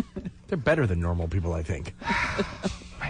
Pretty people don't break up like that. I mean, this isn't Ross and Rachel. Act like normal people. Break up already. And really what you wish for your friend. Jennifer Aniston's close friend of 15 years, Kathy Najimy, who spoke to Jen, says she's doing fine. Right. The breakup isn't what's important, it's their happiness, and so I'm happy that she's going to be fine. Man, this is just the obnoxious, annoying friend that they have to have, right? Yeah, it doesn't seem like they'd be friends. Mm-hmm. Doesn't seem like to me it was the happiest of breakups, all right? So this put on a happy face mode isn't really flying as far as I'm concerned. I think if they had the chance, they'd kill each other. Wow. Brad was manning phones at Saturday night's NBC Tsunami benefit, and Jen's busy. Yeah, taking numbers, too, I heard. I bet. Yes, he's a new single man and loving every second of it. I'm not saying that he's with Angelina Jolie, Terry, even though I know, even though they're denying it, that she had some part in this. Don't tell me that she wasn't any factor in this. Brad was manning phones at Saturday night's NBC Tsunami benefit, and Jen's busy shooting her new movie, Friends with Money, both in Hollywood. This week's People magazine reports both are still wearing their wedding bands, according to People's Larry Hackett. I don't think either one of them wants to be the first one to take it off. I think both of them clearly care a lot for each other. Contrary to rumors, Brad's Mr. and Mrs. Smith co-star Angelina Jolie was not the other woman in the split. Angelina was saddened to hear about the breakup. She knows that she's being cast as the kind of third person in this relationship. Here it is, Terry. Here it is, the denial that she had anything to do with it again. She knows that she's being cast as the kind of third person in this relationship, as somebody who came in, the wicked witch, if you will. Right. But she knows that's not the case. She knows in her heart that he did not cheat with anybody, certainly not her. Terry, she's a factor in everybody's breakup. She's a factor in every married person's life. She's a factor in. Wow. Not just Brad and Jennifer. Show me any married couple, and she's a factor in their lives. Jeez. She probably said, well, he told me he wasn't married. I mean, how did I know? Oh, jeez. Lord, it's getting nauseating now. Well, whatever. Their faces are all over all the magazines. Yes, you can't buy a magazine. You can't go to a grocery store and not get away from it, yes. Even Time. Even Time magazine has them? Oh, No, my I don't know. gosh. The People of the Year. Yeah, National Geographic has it. Maybe they're wearing their rings. Maybe they're not really divorcing. It's a big sham. Right. That's what they needed in their life. Yeah, more attention. Yes. What else? What else is going on, Terry? Then I'm going to go back to these phones, and we talked a lot about the contraception little story you brought up this morning, Terry, and that situation. I think we're done with that. I'd like to move on from that. That's why I closed the phone lines for a little while. But let's reopen them and see what's going on as far as anyone's relationship issues that they may be having. Gotcha. Brad and Jennifer couldn't figure they couldn't figure theirs out because they don't have the good Dr. T to call, Terry. They don't have access to the free advice that has salvaged many a relationship problem. 1-866-663-T-Man is the number to call. Don't end up like Brad and Jen. Right. Phone now. What do you have, Terry? I actually have a couple of stories for you. I can either tell you about how senior citizens' gambling problems are on the rise, or I can... From its already lofty rates, Terry? Yeah. Or I can give you a story about a woman who is suing a doctor for leaving a sharp tool in her uterus. Is that where the doctors are putting them now? Yeah. So. Let's see where else I put my sharp tool. How do you leave a sharp tool? What kind of... Was he doing a surgical procedure on her uterus? Yes, he was. And he left it in there? Mm-hmm. So when they get it out, do they, like, cut the cord and name it? They might as well. That's not necessary. I don't want to hear about either of these stories. Oh, okay. Where did the sharp uterus story, where did the sharp tool story happen, Terry? Danville, Pennsylvania. Danville, Pennsylvania? Mm-hmm. Yes. She's actually suing her doctor for $350,000. You think? Yeah. Well, I mean, that's a pretty cut and dry case. You sit in front of the jury, they cut open your uterus. If there's a sharp tool in there, you get $350,000. You win. Let's make it a game show. They drop the balloons, they ring the bells, and you're a winner. Let's see if it's there. See if it's there in the uterus. Yes. Yeah. Honestly. New game, sweeping the nation. I think, yes, we can make it that cut and dry. We can make it that much of a fun for the whole family kind of event. All right. Sit her in front of the jury box, open up her uterus, and find out if it's true. If it's true, she gets every penny that she's asking for. That's how I see it, Terry. But only $350,000. That doesn't seem like much. Well, that's the going rate on a tool in a uterus, Stephen. Come on. Didn't you get the sliding rule scale? Come on. Next week on What's in CJ's Uterus? Terry'd probably do it for less. Mm-hmm. Okay. You convinced me. We'll play tomorrow. How about that? Okay. Yes. First person who wants to have something stuffed in their uterus. Nice. Besides the usual. A foreign object, if you will, Terry. Yeah, I know. Okay, maybe not. Anyhow. 1-866-663-T-Man is the number to call, and you're on the air. Hello. How's it going, T-Man? It's going good, sir. Who's this? This is Bob. Bob. Yes, Bob. I'm sure your name is Bob, and what can we do for you this morning, sir? Well, I have some relationship issues that I'd like to discuss and see what you think. So I send that call to the listeners out there to call in with your relationship problems, and you're the first one to make it to the phone lines, Bob. You're the first one to get on the air. What does that tell us about you, Bob? That your relationship problem is greater or more severe than all the others, or... I'm just quick. You're just a quicker, faster dialer. Exactly. Okay, Bob. Well, what's the problem? Well, it's not really a problem. It's just that I'm a man that I guess you could say.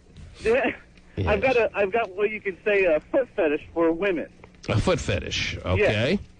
And my wife, when I first met her... Now, let's explore the parameters of your foot fetish. Is it because there have been those that have been arrested because of their inability to stay away from their obsession of feet? Is it to that extreme, or you just kind of like feet and not anyone's, just your girlfriend or your wife? So are you married, Bob?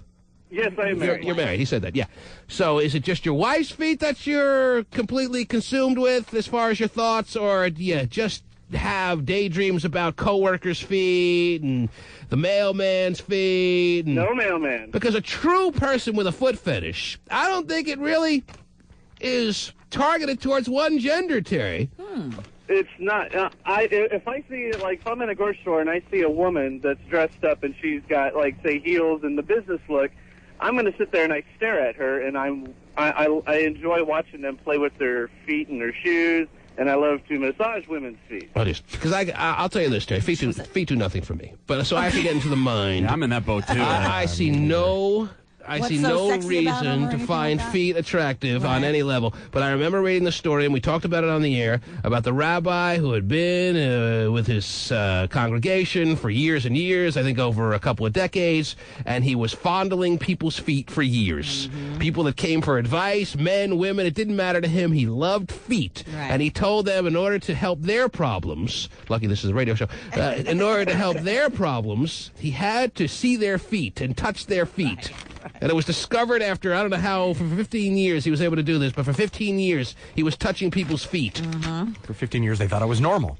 Now, does your wife, if you were to start acting upon this little craze of yours, would your wife see this as a violation of your marriage? Is that something that is pretty much a given? If you're, let's say you don't want to have sex with a woman you see in the grocery store, but she's really excited about this notion that you want to touch and caress and kiss and maybe even lick her feet. Is that something that crosses the line, crosses the boundaries of infidelity, or no? Definitely. Because no, you're not hearing the whole scope of my question. Let's say that this woman in the grocery store, this hypothetical woman, she's willing to let you have sex with her, but you say no. That would be wrong. But yes, I certainly do want to kiss your feet. Because you said no to sex, but you said yes to feet. Is that in and of itself infidelity? In my eyes, no, but in my wife's it is, because we've had an argument because I've done it once. Oh my gosh. Yeah, with the same person a couple times. You've been playing with somebody's feet. Yes. But it was a person that my wife and I mutually met at one time, and at one time we did it together where I rubbed my wife's feet and her feet. Wow. And then she cut it off. This is getting really kinky, sir. Would you have sex with this woman? No. So it's just a try-footsome. I would. I probably would have if it was laid out. So on the table. you don't want to have sex with this woman. You just want to fondle her feet. Exactly. I just enjoy rubbing their feet. If she said to you, if she made a phone call to you 11 o'clock today saying, hey, meet me at 12:30 at the Silver Cloud Inn, I have to do you. You wouldn't do it? You're not interested? It depends on what they look like. No, I'm talking about this woman whose feet you fondled. Oh, no, the person that the woman, no, I would not sleep with her, no. Mm-hmm. But because you like to fondle her feet behind your wife's back on some occasions, this is cheating in your wife's eyes.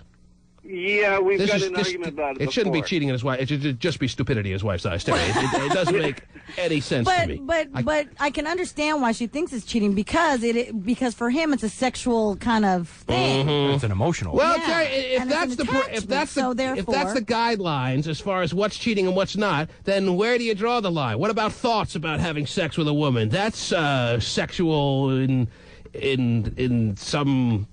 Yeah, the fantasies. And the fantasies, like yes. I think acting out and, rubbing this woman's corns, I think is not necessarily... If all it takes is to get aroused... Now, Stephen, there's no corns. But this guy's saying that it's not really sexual, though. He just likes to do it. He doesn't want to sleep with them. But he gets aroused. Mm-hmm. But it gets him worked up. It gets him. It is a Steffi. sexual thing. It is a sexual thing because I can get off by doing that. Sir, do you get hard? Do you get aroused when you're fondling this woman's feet, yes or no? Yes. Wow. But it's not just this woman. It's girlfriends. Is that because you're fondling with one hand and you're whacking yourself with the other, or you get hard on your own without even touching it? I get hard on my own without even touching it. All you gotta do is touch this other woman's feet or any woman's foot, and you will get aroused. Oh yeah, yeah. It's not just this one woman, and it's not just any woman. I mean, if they're huge or right, it has to be the right feet. Has to be the right feet for you. I understand. Exactly. They have no corns, like Steven said. Nice and smooth, toes painted, all that. Yeah, I'm sure Terry can relate. Terry, I'm sure, enjoys foot rubs. Oh yeah, absolutely.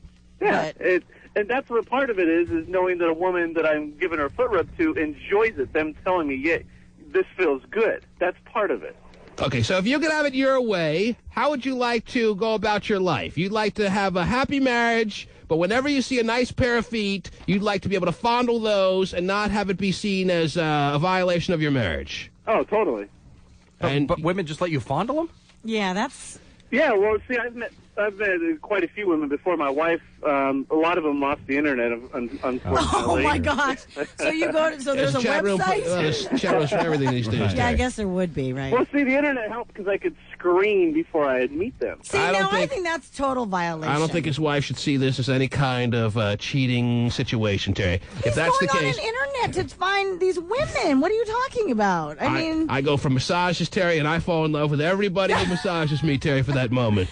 but it's kind of even more the 360-pound women. Oh, that's one I like. Yes. I close my eyes and I'm lost in love, Terry. Right, But you don't go on the internet looking for you're people not to going on touch the you. internet. Okay. At least that we're going to talk about. What you said. So. But he's going behind his wife's back and perusing. We're talking about fate! But still, it's a sexual thing for him. Well, I haven't gone down my wife's back for quite some time. Last time I did it, she knew about it, and we almost got divorced because of it, and I haven't done it since then. Well, a fellow dysfunctional family member has a foot fetish thing going on and has had it be that way for so many years. He'd like to compare notes with you as far as how you get off and how he may when it comes to women's feet. Why don't you two have a discussion together? Good morning, Tiny. Horse, Say hi. resident toe sucker here. Mm-hmm. Sir, do you like to actually go in and suck the toes too, or no? Oh, man, look, but my thing is I like to have them up in the air when I'm sucking them. I know. We know that about you, Tiny, because we've seen you try to take Terry's feet home. We're asking the other caller, do you like to suck toes too, sir?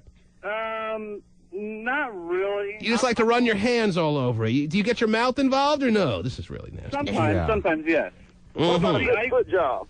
But see, I prefer a woman that's wearing nylons, not just barefoot. No. See, I don't do nylons. I do feet. See, you see in pornos, and I never understand this, and I think I pretty much understand everything about pornos except this, Terry. Right. You see men licking women's high heel shoes. Yes. You see that? Yeah. Licking the bottom of the shoe. No. I'm not into licking shoes. They'll put their whole mouth around the toe of the shoe. That is different. No. Just a good old smelly toe would be good. That's great. Tiny's a corn lover. Now, Tiny, you're a married man. Tiny doesn't frown away from bunions. No. Oh, yeah, I do frown on bunions. Does your wife see this as a violation if you were to approach a stranger and she finds it okay that you go after her feet? And would your wife see that as you cheating on her or no? Nah, because, see, I'll probably bring her home and let her play footsie and get it on videotape. Mm-hmm. But what if you did it behind her back, and then all of a sudden you broke down at a dinner table weeks later and told her, hey, I got to tell you what I did. It's bothering me too much. There was a woman that I fondled her toes and sucked her bunions. You wouldn't tell your wife? No, because, see, she figures that the woman don't get pleasure out of it, so she ain't worried about it. So your wife wouldn't see it as cheating? No, but she does know that she gets a foot massage that takes her real close to the edge. But it's the same feet every night. Don't you get tired of those feet? Don't you need a new... My problem is that I like to have a variety of feet. Yes, you're tired of the same feet. I can understand. Well, I like a variety of feet and butts. At least there's two of those. There's only one vagina. Well, this is again, beyond fascinating, Jerry, because feet do nothing for me. Right. Uncharted waters for me, for sure. And my wife has pretty cute feet. They're dainty. They're smooth. Mm-hmm. And she gets them. She gets pedicures. Pedicured and right. You're getting Tiny going. They got some nice little tootsies. Mm-hmm. But she married to the police, so I don't even look at them. I couldn't describe a thing about her feet, Terry, to be honest. I don't think I've ever spent a minute.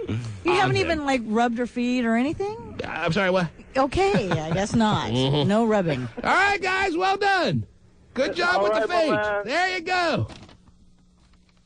Feet. Yeah. It's not just for breakfast anymore, Terry. It's actually the other white meat. Oh, jeez. A low-carb diet. Yeah. Try feet. I'll take a pass. Oh, my gosh. Wow. You're on the air. Hello? Hello? Hello? Yes. Sounds like a freak to me. Well, hey, one person's freaky little moment is another person's extreme pleasure. Don't get me wrong, I like feet. Oh, jeez. Not as much as that guy. Mm-hmm. No one does, sir. I don't like a smelly toe, I'll tell you that. All right, Like an Eddie Murphy thing. what can we do for you, sir? It's a relationship Thursday, and I'm here to try to help everyone. Are we ever going to have a fractious Thursday? Oh, jeez. Oh, come on. Sorry. Sir, who's this? My name is Mike. And how can we help you, Mike? Well, my wife is extremely jealous It seems like she's very insecure about a whole lot of things, probably because there's been an affair in the past, and, well, she feels like she's not good enough for me or something. Well, let me ask you this, sir. A man who has been exposed as cheating once, should he be able to be fully trusted ever again? I think so. I think that everybody is... So what have you done to re-earn the trust that your wife just doesn't seem to grab a hold of? Well, I moved out of the state that I was in, moved to here in Washington, where I know absolutely nobody. Well, what is that? How does that correspond with regaining trust, sir? Well, you could have run away for a million reasons for all we know. I'm wondering what that does to make your wife say to herself, okay, he's re-earned my trust. Because he moved, he ran, he fled. Oh, he went to Washington State.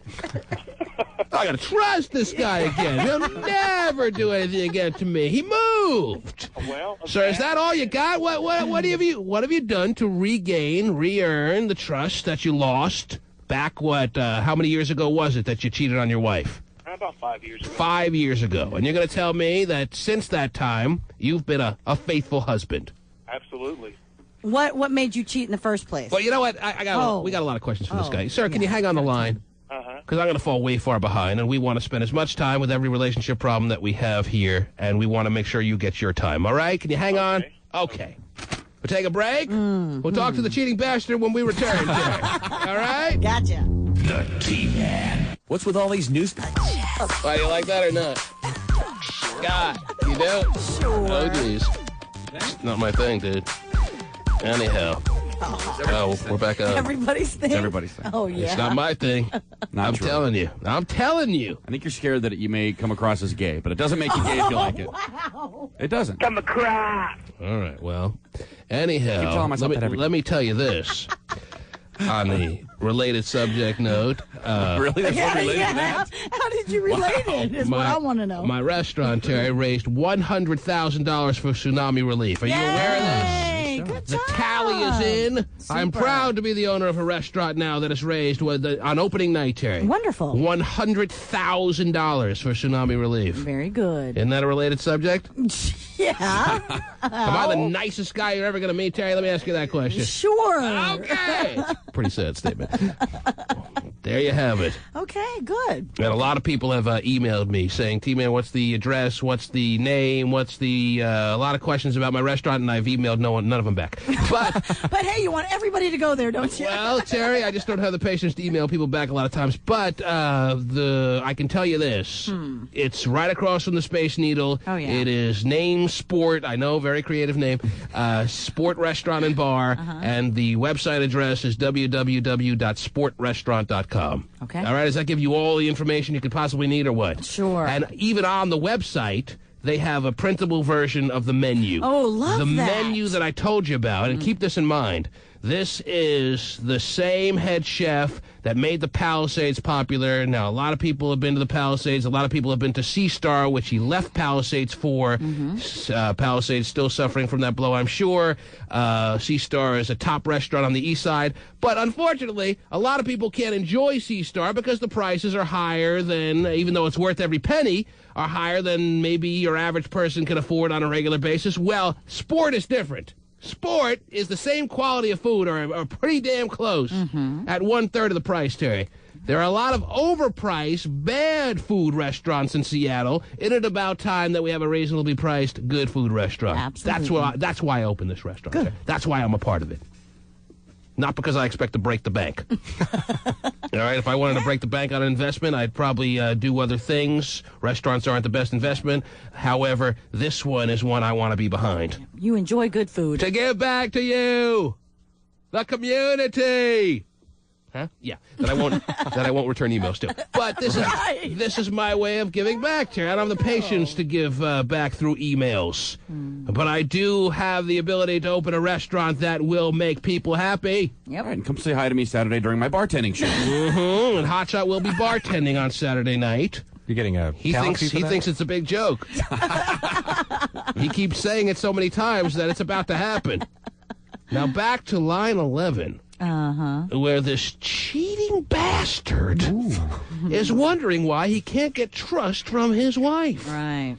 And the question that is looming before us all is, should this man be entitled to trust from his wife? Is it reasonable to think he should be getting trust from his wife? Because he started the call, Terry, sounding all baffled. I love using that word, baffled. He sounded all baffled, Terry, by the fact that his wife doesn't trust him. And then he just happened to throw in as a footnote, oh, by the way, T-Man, I did cheat on her back 5 years ago. Right, but he claims that he hasn't cheated since, correct? No, I'm not saying he's not entitled to trust after 5 years of walking the right path.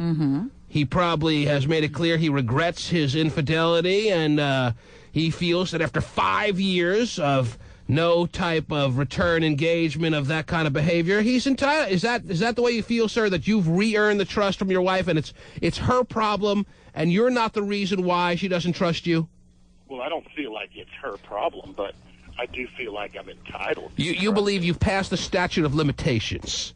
But there's a statute of limitations on cheating, and you're outside of that window now. What is the statute of limitations? Well, that's what I'm wondering, sir. Is that what you're feeling like there is? Like because you haven't cheated, and you're going to stick to this prospect of not cheating for 5 years. Is that it? I'm going to continue to be a faithful husband. But why did you cheat in the first place? Well, I was on Not ass. Why not? I was on the internet one day checking my email, and I had an email from somebody that I didn't know who it was. Well, after doing a little bit of investigation, it turned out to be my high school sweetheart. Found me over the internet, and she was my first love. Well, you got to have sex with her. Oh, God. And all of her friends. Right. So if you're out there, email me now. All right, so she contacts you. You're completely blown away by the fact that she tracked you down like this. So how soon after that first email contact was made were you in a hotel slamming her? Well, probably about 1.5 years, 2 years. 2 years later? So, Bad game. But were you still in contact with her and the whole time through email and such? Yeah, and my wife knew that we were talking back and forth, which was cool. And then it just kind of escalated from there. Yeah, and then it became uncool. But it doesn't. Man, if anyone in high school contacts me inside of a week, is the time frame I see for making it happen. Wow. Now, did your wife know that this was like your first love and all of that? Yes, she does. So you want that to be factored in here. You think that deserves some points on your side, that this is not just some random act of infidelity. This is a high school sweetheart, your first love, blah, blah, blah, blah, blah, blah, blah, blah, blah.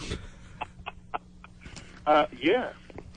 And, and then, you know, my wife, she's a big girl, okay? And she a big girl literally or figuratively? Or doesn't that mean the same thing in this situation? Yeah, it's the same thing. She's a physically big woman? Yes, she's a physically big woman. All right, how big are we talking physically, just so we all have a visual here? Plus 200 pounds plus or no? Yes. She's a 200-plus pound woman, so you're also now incorporating into this equation that she has some insecurity issues. Yes. Well, and you did state that when you first called. Absolutely. Are you a well-put-together guy, or do you have some physical little situations yourself? Well, I'm about 6'2.5". I weigh about 270. I'm a pretty meaty dude. Meaty dude in a out-of-shape kind of way, or you're meaty in a strong and buff kind of fashion? Well, I'm not strong and buff, but I'm not out of shape. All right. So you're blocky. Blocky. That's Did you say nice. blocky or blacky? Blocky. Okay, blocky.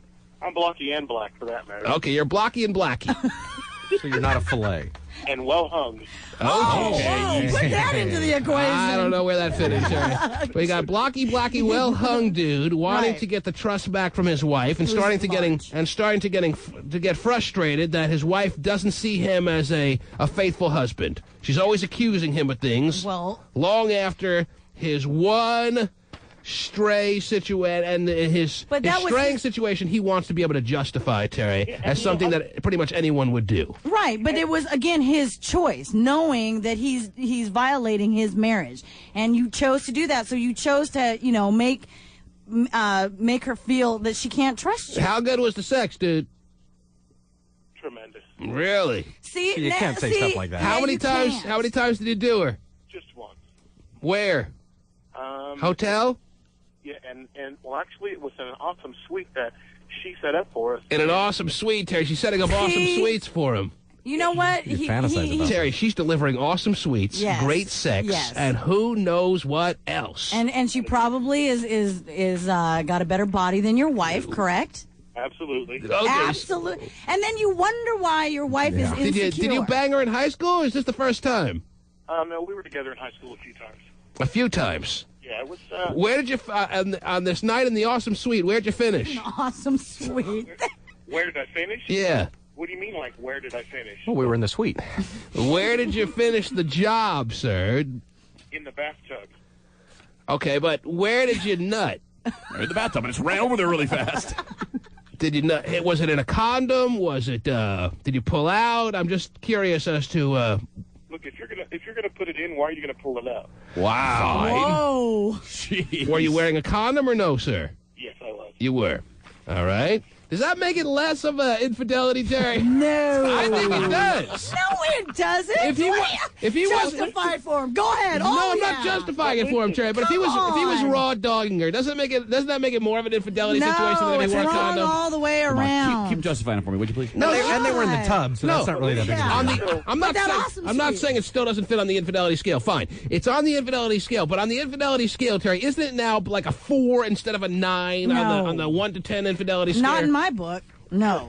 It's infidelity. It's regardless. Infidelity is infidelity in your mind. Yes. I don't agree. I think there's a sliding scale as to how unfaithful you were, and because he wore a condom, Terry, and protected his wife from all the STD oogies and any potential kind of pregnancy situation, and there was that layer of latex film between him and this woman, Terry, makes it less of a cheating situation than if he just raw dogged her without any thought of consequence. Plus, he'd already been with her before, too. That lowers it, right? Oh, sure. Yeah, that's why it's even getting better. That's why it's a 4 or below as opposed to a 5 or higher, Terry. Why did they only do it? Why did you guys only do it once? Why only once? Yeah. She could only get the awesome suite for one night. Yeah. But, I mean, why not continue the relationship if you've been emailing her for 2 years and you're obviously reconnecting and it's awesome skyrocket sex. her in flight, you know? She's Why got not? a better bod and... Are you all of a sudden distracted, sir? Are we taking you away from something? No. Where are you? Are you at a latte stand trying to hook up? Yeah. No, actually, I'm getting ready to take my kids to school. Mm-hmm. While talking about this. Yeah. Well, but listen, though. I've given my wife access to my telephone, to my email. See, so she's... and everything that she can do to make checks on me. She's more than welcome to completely investigate. She'll find nothing because you are faithful. You have learned any lessons that needed to be learned. You are as in love as any husband out there, all the good stuff. Is that what you're telling us? That's right.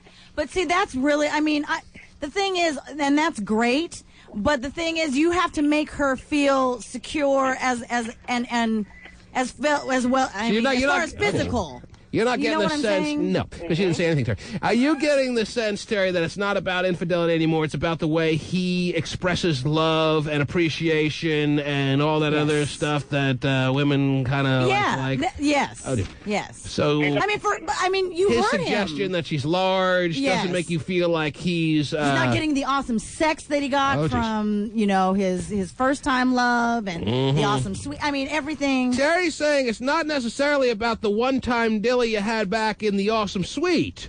It's about your overall relationship with your wife, sir. Is that something that may need to be addressed here, or what? Well, let me tell you this. Since then, everything between the two of us has been great. You're talking about expressing love, and I feel like I do that unequivocally. What do you want from your wife, sir? What kind of appreciation or what overall gestures or kind of things do you want from your wife that you're not getting right now? I don't think that I'm not getting anything. I just want her to know that, I do love her and that she is the only woman in my eye. Her main deal is this. One of her main deals. She's had 6 children. So she gained a lot of weight from those 6 pregnancies, i.e., the tummy hanging over. She keeps telling me she wishes that she could get a tummy tuck, and I keep telling her I don't have the money to do it. We try to save, and then something comes up. So she's just not really comfortable with her body, and I don't know that I'm capable enough to make her feel comfortable. I don't know if that's... So this is frustrating you. It is. How often does she accuse you of cheating on her on the average week these days? Is it more? Is it once a week or more, or is it less than that, once a month? Well, how often is it? Well, it's not so much that she accuses me of that. It's just, what are you looking at her for? Or so you feel like you're walking around with blinders on. You feel like you can't relax in public. You go to the mall. You have to look straight ahead, and that's uncomfortable for you. Yes, it is. And you want your wife to relax and realize you love her and only her.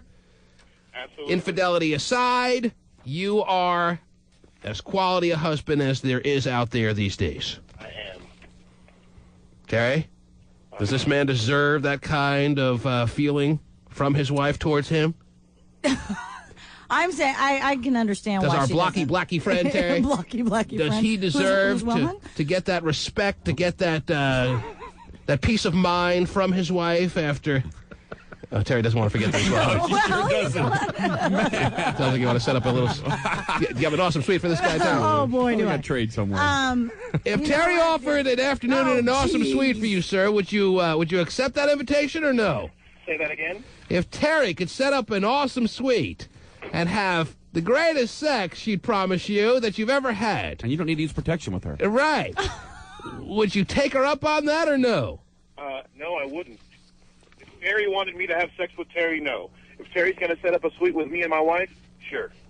Not with Terry there, though, just me and my wife. Mm-hmm. Because you're not interested in anybody for sex except your wife. Or your high school sweetheart. Right. You're so... That is so... Yeah, he's so ready to tell us how wonderful that is. But he's ended contact with his high school sweetheart. Has he, though, really? We don't have contact anymore. She's married as well. So if she were to get back in touch with you, if she were to track you down yet again and say, hey, it's time for another round of awesome sweet sex, would you do it or not? No, I would not. There's your answer, Terry. This man is a one-woman guy now, and he wants the respect that he feels he should have coming to him from his wife as far as being a faithful, quality husband who appreciates and loves every fiber of his wife's being. And let me tell you, even if she is a fat bitch. Wow! And her gut hangs. No, I'm not saying that's how you feel about your wife, sir. I'm just saying but that was me. Even if that was the case, sir. You're talking about my wife now. How easy. Oh, but that's okay. Let me screw around on her. No big deal there. Terry, we got to get past that. That's 5 years ago. Hey. That's ancient history. How about this? Oh, jeez. If you really would like to help me, why don't you hook me up with a gift certificate? Oh, I can't believe that all this was for that. Is that what this was all about? Not all this for that. Sir, let me promise you one thing. No matter what you say, no matter what you do, there's no chance of you ever getting a gift certificate after all this discussion, and this is your way of weaseling this question out? It's not a way of... I thought you were above that kind of question, sir. It's not about me weaseling in. Sir, I'm hoping that you have a good rest of your life. If we don't hear from you again, that'll be too soon. But I appreciate your phone call, and I do think you're a quality guy, even though you had one indiscretion. And I'm going to look past your very shallow question of me. Sorry about the gut thing. I thought this was about a man who's frustrated about his wife and him not being able to connect fully, Terry. Even though they connect on a scale of 1 to 10, like a 9, he wants to make it a 10. Mm-hmm. But all in all it was about was $1,000 off cosmetic surgery. That's not what it's about. Sir, that's what it was about. No, it's not what it's Don't about. think we're stupid. And I don't think you're stupid. As a matter of fact, I love your show. Well, oh, wow. Well, geez. Why'd you say so? I got a gift certificate for you. Hang on, sir. Whatever. And I had the song My Wife's a Fat Bunt and I Can't Stand Her Anymore all queued up. Oh, jeez. Terry, they won't go away, these people who want gift certificates. They won't go away. They're coming up with more creative means of trying to get themselves gift certificates. That guy could have made up that old story for all I know now, Terry. I know. It was such a beautiful story of what was it, exotic sweets? And Awesome sweets. Awesome sweets and high school sweethearts. Yes. And great sex. And what it comes down to now is it may have just been a ploy to get his hands on a gift certificate. After I just busted my ass to raise $100,000 for tsunami relief, Terry. You'd think I deserve better. Yeah. Okay, it's more than just me, but anyhow. Oh, man. Wow. We spent time. I gave him time, Terry. I held him through the last break. I've made his fellow listeners wait on hold. Yes. You could have been helping legitimate problems. Terry, his problem may have been legitimate when it comes down to it, but we'll never know. Now everything's called into question. He may not even be Blocky and Blackie for all we know. Wow. Or as Terry's most important question, is he even well hung? Who knows? The T-Man. You're young and your parents are technically Yeah, right. That Ursula John and Luda had to do it. I got it. Good thing they repeat it like that for you. If you women out there drink a little bit, it may make you smarter than women who don't. Today, a team of doctors announced a beer or glass of wine a night gives older women the mental agility of someone younger. We already know moderate drinking wards off cardiovascular conditions. Right. Now it's possible it could make your brain healthier. You hear that, Terry? Are you taking a nice nip at night? Are you having a nice glass of wine? Are you getting smarter? I guess I'll have to start. Oh, well. Well, you're adding more proof, Terry, that may be the reason. All right, never mind. Prove the point. It'd be fun to do like a study. Yes. So that just proves what I've known all these years. You prude bitches out there that don't drink, you're not smart, even though you think you are. Right. Terry, the last caller, well, I guess I heard everything as far as your reaction to my feeling in the last segment, but I'm trying to convince you that there are degrees of cheating, and one who is a cheating guy, and there are, let's be honest, we have to address this obviously because there are a lot of guys out there that are in marriages that they stray from, Terry. Right. If they have extramarital sex with a condom, you're telling me that's not better than if they're just out there raw dogging random women? No. Okay. You just don't want to see it that way. You don't want to expand your mind to see my point. You just want to say, cheater's a cheater's a cheater. Right. Unbelievable. That's very narrow-minded. Have a glass of wine and tell me you feel the same way.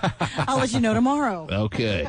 Because I'm telling you, and let me put it this way, if you knew that JD had to cheat, Terry, and yes, don't give me a dirty look, this is just a hypothetical. If you knew he had to go out there and cheat, he had to? You had to, oh, God. If you weren't given a choice, you were just told by, like, the little angel that you claim follows you around. If she came to you, this little angel, is it a boy or a girl?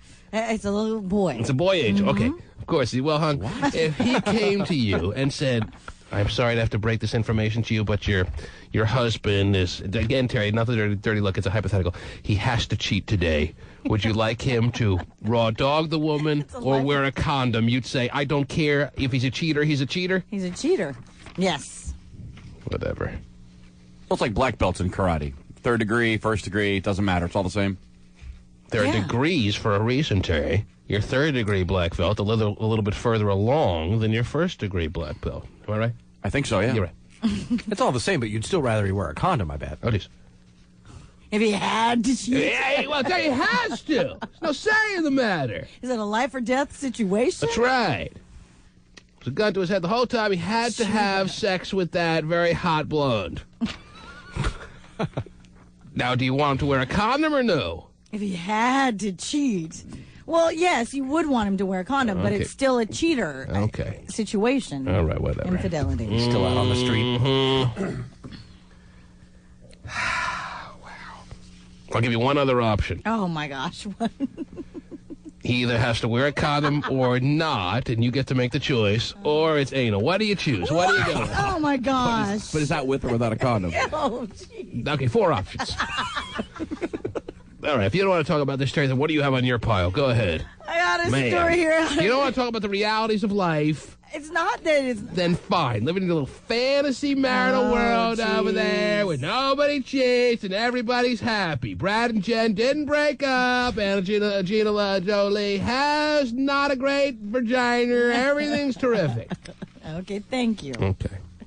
So what do you have for me? Story here out of Texas about a seafood restaurant's manager who has been charged and accused of selling pot out of to-go boxes. The general manager of Long John Silver. Long John. Mm-hmm. They don't have Long John Silver on the West Coast, do they? No, I don't I think remember they do. Long John Silver on the East Coast, Terry. The peg legs, the planks, all the chicken and fish you could eat. Really? All those fries, those greasy fries. I'm going.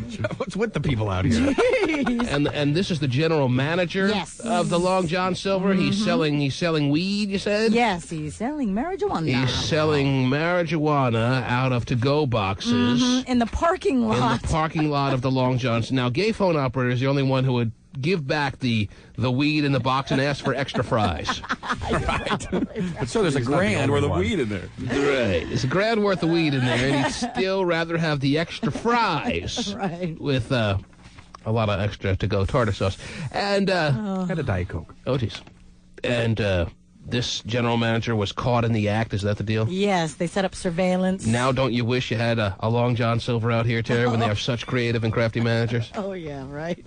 Makes you smarter, Terry. I guess so. Have you ever been to a Long John Silver, Stephen? I've heard of it, but I've never been. Mm-hmm. I didn't know they had unlimited planks of fried stuff. That's what they're called, the planks and the peg legs. Now, whatever you got to do, Terry, to help the restaurant's profits, I see as the good general manager move. Yeah, but I don't think the profits were going to the restaurant. Well, they are when you get the munchies from smoking so much weed, Terry. And you have to have those extra planks and peg legs and fries. Oh, there you go. There's his defense. You should be his attorney. Yes. Your tongue in the tartar out of the cup when it's all gone. Oh, sorry. Oh, easy. Yes. Maybe we should let Hotshot go early today. Yeah. So he can go tongue the tartar. If she has a sister, I'll let you know. Oh, dear. Please don't. Anyhow. Oh, there's one in Oregon. That's the closest? You just look. Stephen immediately races to the Long John Silver website. Now, I haven't been there in a good number of years, Stephen, since I was on the East Coast. I don't know if they still are going with the planks and the peg legs, but that's what I had. Oh, they got some good stuff on the front page of their website. Oh, jeez. The famous fish combo. Who would think to go to the Long John Silver website but Stephen? He's there, he's drooling, he's upstairs. He said, who knows what he does up there? He's taking a trip today, I'll tell you that much. There's a Long John Silver in Portland? Hillsboro, Oregon, yeah, just outside of Portland. Mm-hmm. Why don't you discuss the menu with us, Stephen? Besides the marijuana specials, what do they have? Well, it's loading. Oh, wow, look at that. Talking about the Long John Silver website, Stephen. You can get an 8 batter-dipped fish. Oh, man, 8? 8? Wow. Right. That's the value basket combo. Skippers, you can only get 4. The value basket combo. Listen to this. It's very much like Skippers. I've seen Skippers around here. It's pretty much like their brother and sister. But go ahead, yes. When you get to all you can eat at Skippers, they give you one piece at a time. I can't stand that. It is a little ridiculous. So they make you want to have to go up there and beg for more, sir. Yeah. I just lean on the counter and flip the basket back at him. All right. Fill it up. Slam it down the hatch. Fill it up. Jeez. So you never go to your table. Yeah, just lean on the counter the whole time. Yeah. But then they make you get in the back of the line. Right. All right. The value basket combo has 2 fish, 2 chicken planks, a fish and chicken plank, and 21 crunchy shrimp. Whoa, that sounds great. Man. Easy, fellas. This is what happens, Terry, when you work with overweight men. I know. These two guys are having an orgy of fun right now. This is the most excited we've seen them in some time. Oh, wow. You ain't joking. What are hush puppies? They have that as a side. Oh, hush puppies are good. You wear them on your feet, Stephen. It's terrific. What else? Wow. Take a side of Buster Browns. Right. What else is going on? I have an update for you on the construction worker who had the nail in his brain. He got hit by the accidentally nail gun shot a nail in his own brain. Right. And he didn't know about it for a week. Like 6 days. You told us about that story yesterday. Yeah, what's the update? The update for you is that he got his hospital bill. He got all you could eat hush puppy? No. What? Got his hospital bill, and it's $100,000. The kicker is he doesn't have insurance. Construction worker who doesn't have insurance? Yes. No wonder he didn't feel that nail in his brain. He has no brain. Right. How do you work construction with no insurance? I don't know. It's not very dangerous, I guess. No. Well, I hope he doesn't think that all the stars of Hollywood are going to get together for a nail relief concert little program this weekend. Right. Because this guy's on his own. If you're dumb enough to be working construction without health insurance, you get what's coming to you. Okay, I can pay $8 a month. Well, if you're not making enough, well, that's a problem. They shouldn't let you work construction without health insurance. I know, I agree. Let us go to the phones. 1-866-663-T-MAN is the telephone number to call. You're on the air. Hello. Hi, how you doing? Good. How are you? Good. What can we do for you today? I'm calling back regarding the teenagers and the condoms and having the pharmacies. Oh, now that's a topic we discussed on yesterday's show, wasn't it? I've been on hold since yesterday. Okay, no, it was much earlier today, though. And what would you like to say in regards to, where is that? Do I still have that story somewhere? Somewhere. I think I do. Is this it? Okay. Yes, Terry brought it up around 6 a.m. Yes.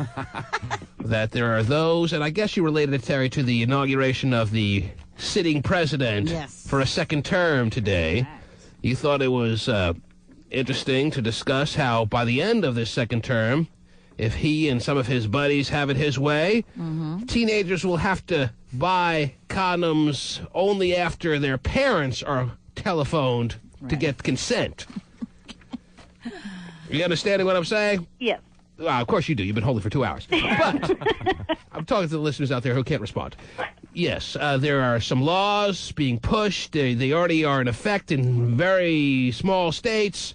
But in some people's eyes, it should be a nationwide law that teenagers cannot, and we're talking about 17 and younger, should not be able to buy any form of contraception without a parent or guardian being called for consent. Right.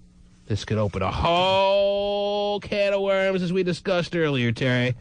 What do you want to say about this, love? Well, I'd like to say that I don't see how they can do it because with all the federal laws they have now for privacy, you can't even go in the doctor's office with your 13 or older child. It's already an existing law in some states.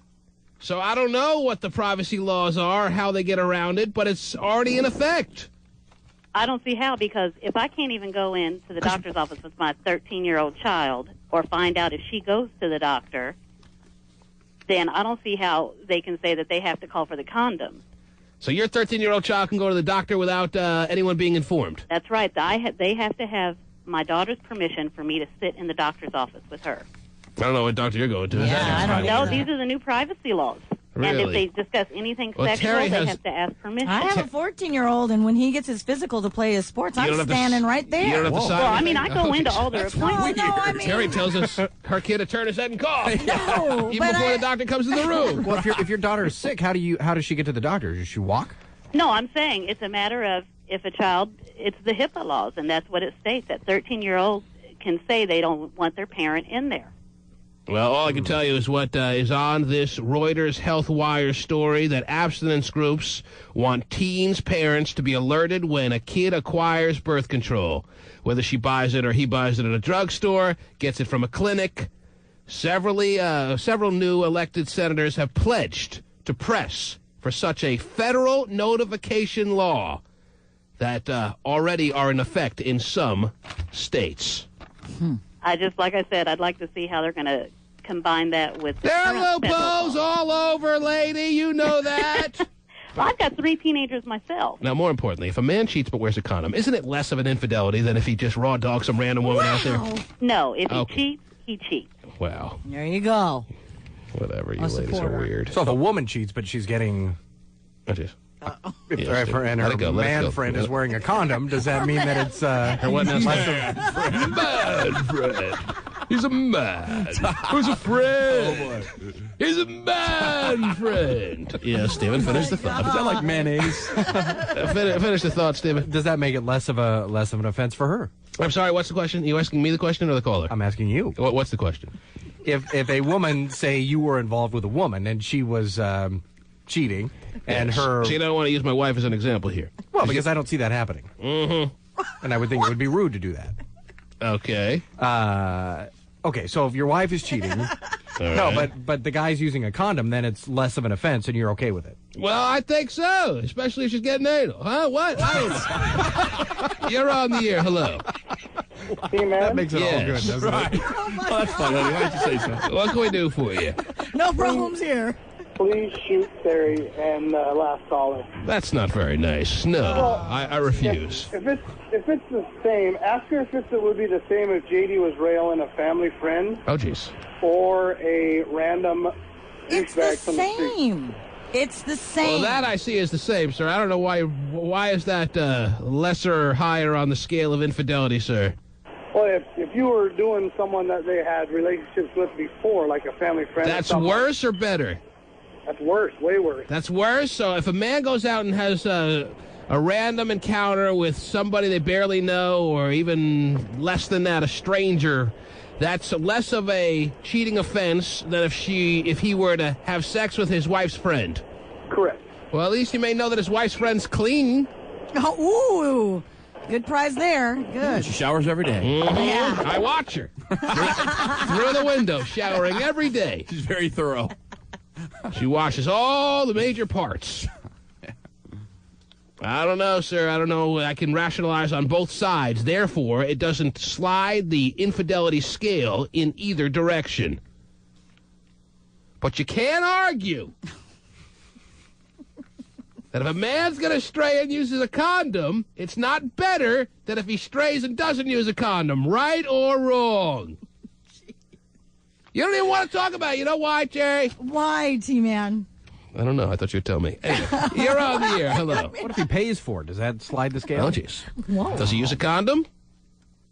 Yeah. Well, they usually make you.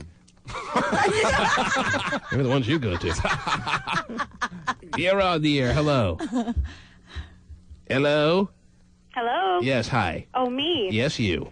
I am calling because after listening to the condom conversation this morning regarding the teenagers, Yes? I really think somebody needs to run upstairs and smack Steven. Whoa. Okay, go ahead. Very nice. Why do you think Steven needs to be smacked besides the He needs obvious to be reasons? smacked because you've got to have these things available for kids. Mm-hmm. It's I never very said they obvious shouldn't be when you available. hear somebody with an opinion like Steven's, first of all, that he does not have children. Mm-hmm. When did I say they shouldn't be available? Well, you're saying that they have to notify parents in order for them to be available to children, which Still available. First of all, kids that are 16, 17 years old, they sound like adults. They're going to give them a phone number, call the house, tell them their mother's maiden name. It's not going to make a difference. It gives them one more reason to mock authority because it's never going to be successful.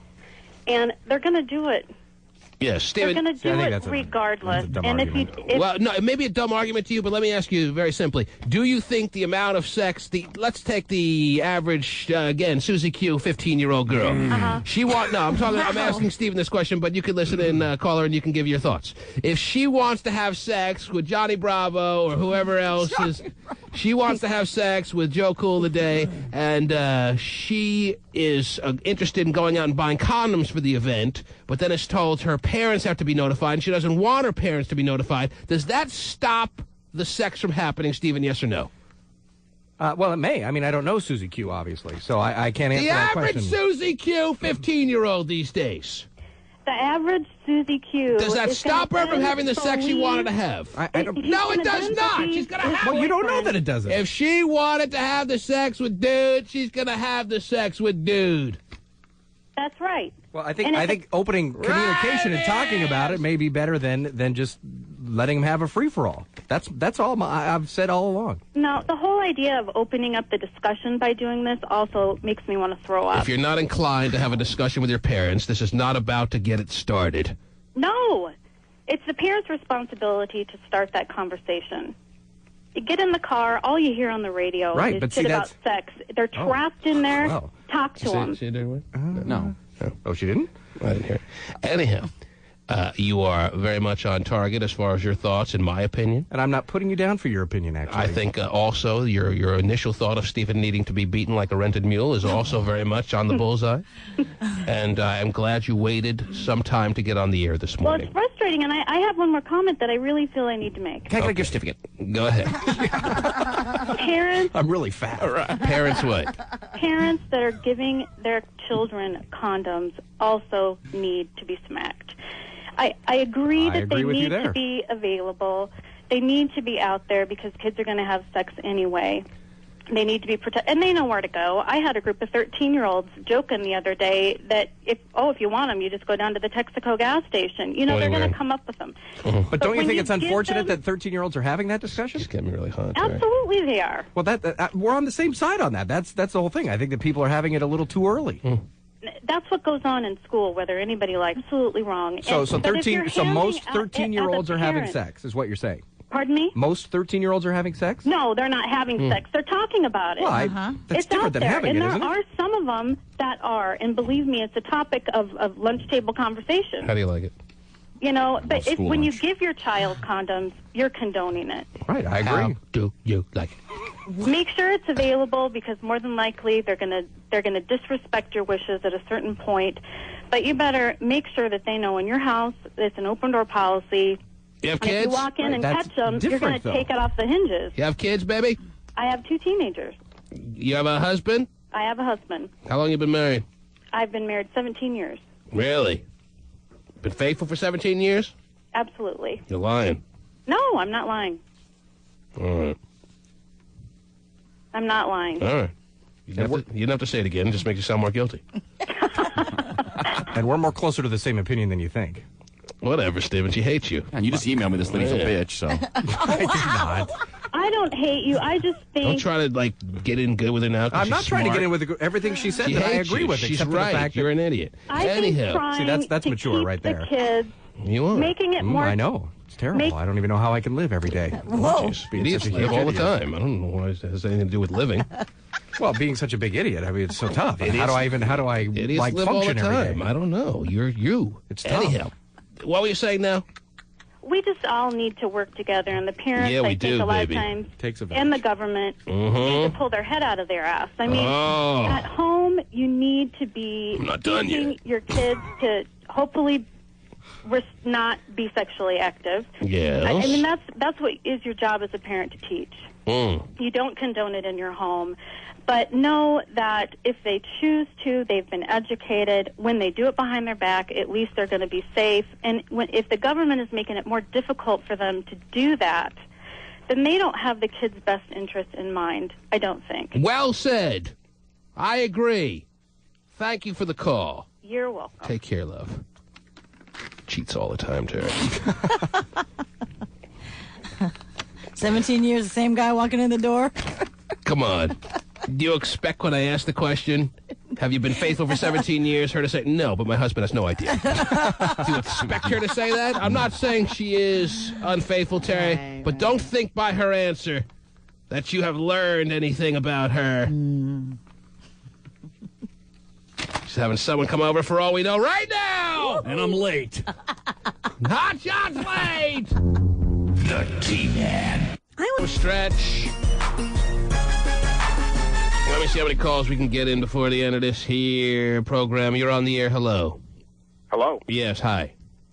I'm on the air? Yes, you are. Well, hello, Mr. Man. How are you, sir? Oh, I'm fantabulous, sir. What can we do for you today? Well, I had a question. Well, first of all, I'd like to just salute you, 4-finger salute, for an awesome show over the years. I'd like that fifth finger, if you don't mind. That's fine. Okay. 4 fingers. That's right. Sorry Okay, about fine. that. I'll put that fifth finger in it. That's right.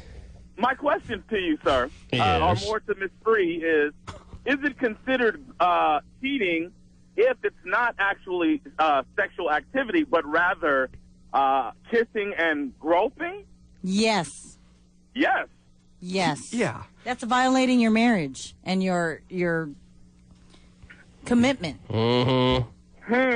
Okay. So in anything, so if you look at, so then, in accordance, I have to get scriptural with you, Terry. In accordance with the Bible, it says even if you think about it, you have cheated. So even if you have a vision of a woman, That means maybe Steven's you're in the cheated shower. 63 times so far this day. Well, I don't think Terry's saying that she's going directly with what the Bible says. I don't... Well, let me ask you this. Let me ask you this, Terry. Is that what he just described, the kissing and the fondling, is that the first step across the infidelity line that is drawn in the sand, or is that a couple of steps? How many steps have you violated across the taboo line? I think the moment that you actually have physical contact, as far as like. Well, I kissing shook hands with a woman the other day. Did I cross that line when I had physical contact with her, Terry? Well, you licked your palm I was afterwards. around when I bumped into someone. Mm-hmm. I think you guys know when the line is crossed. I think so, too. No, we'd like to know even more than we do, according to your guys' what seems to be a consistent bit of feeling on this. I just feel that any time, as far like a handshake, no, that's not. If But you don't touching with sexual intentions. yes, is cheating to me. Well, what if I shook her hand with sexual intentions, Terry? Did I cross the line?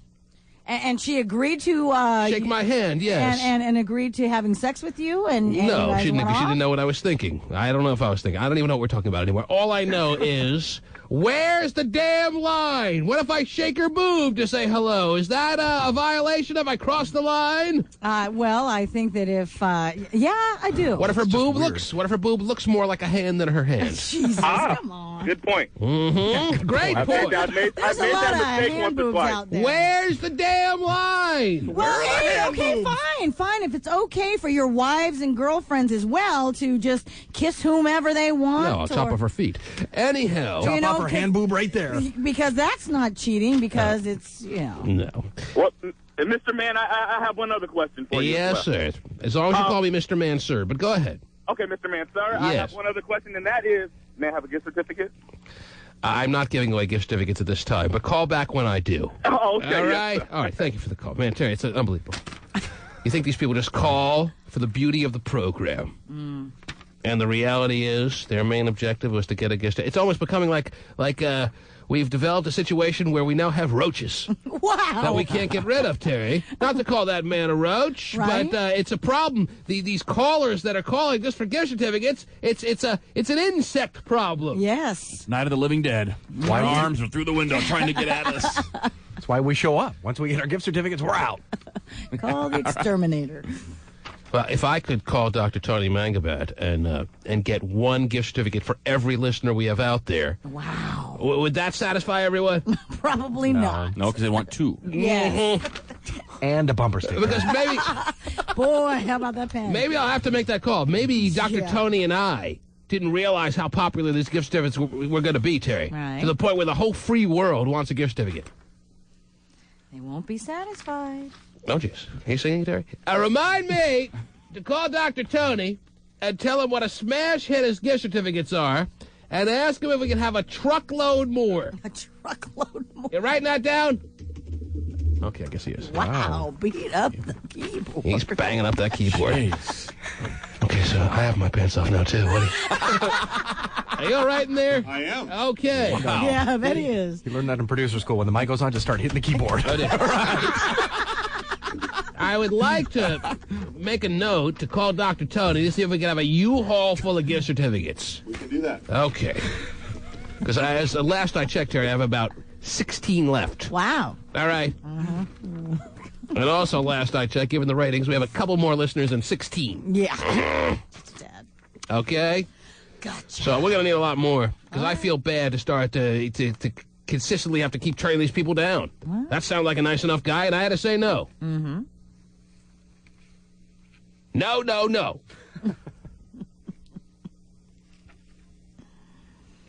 You're on the air.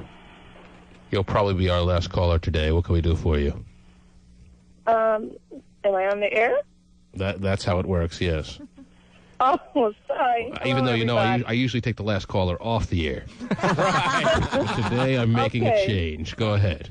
Okay, I had a comment. My comment is about... Oh, I'm sorry. We don't take comments, but thanks for the call.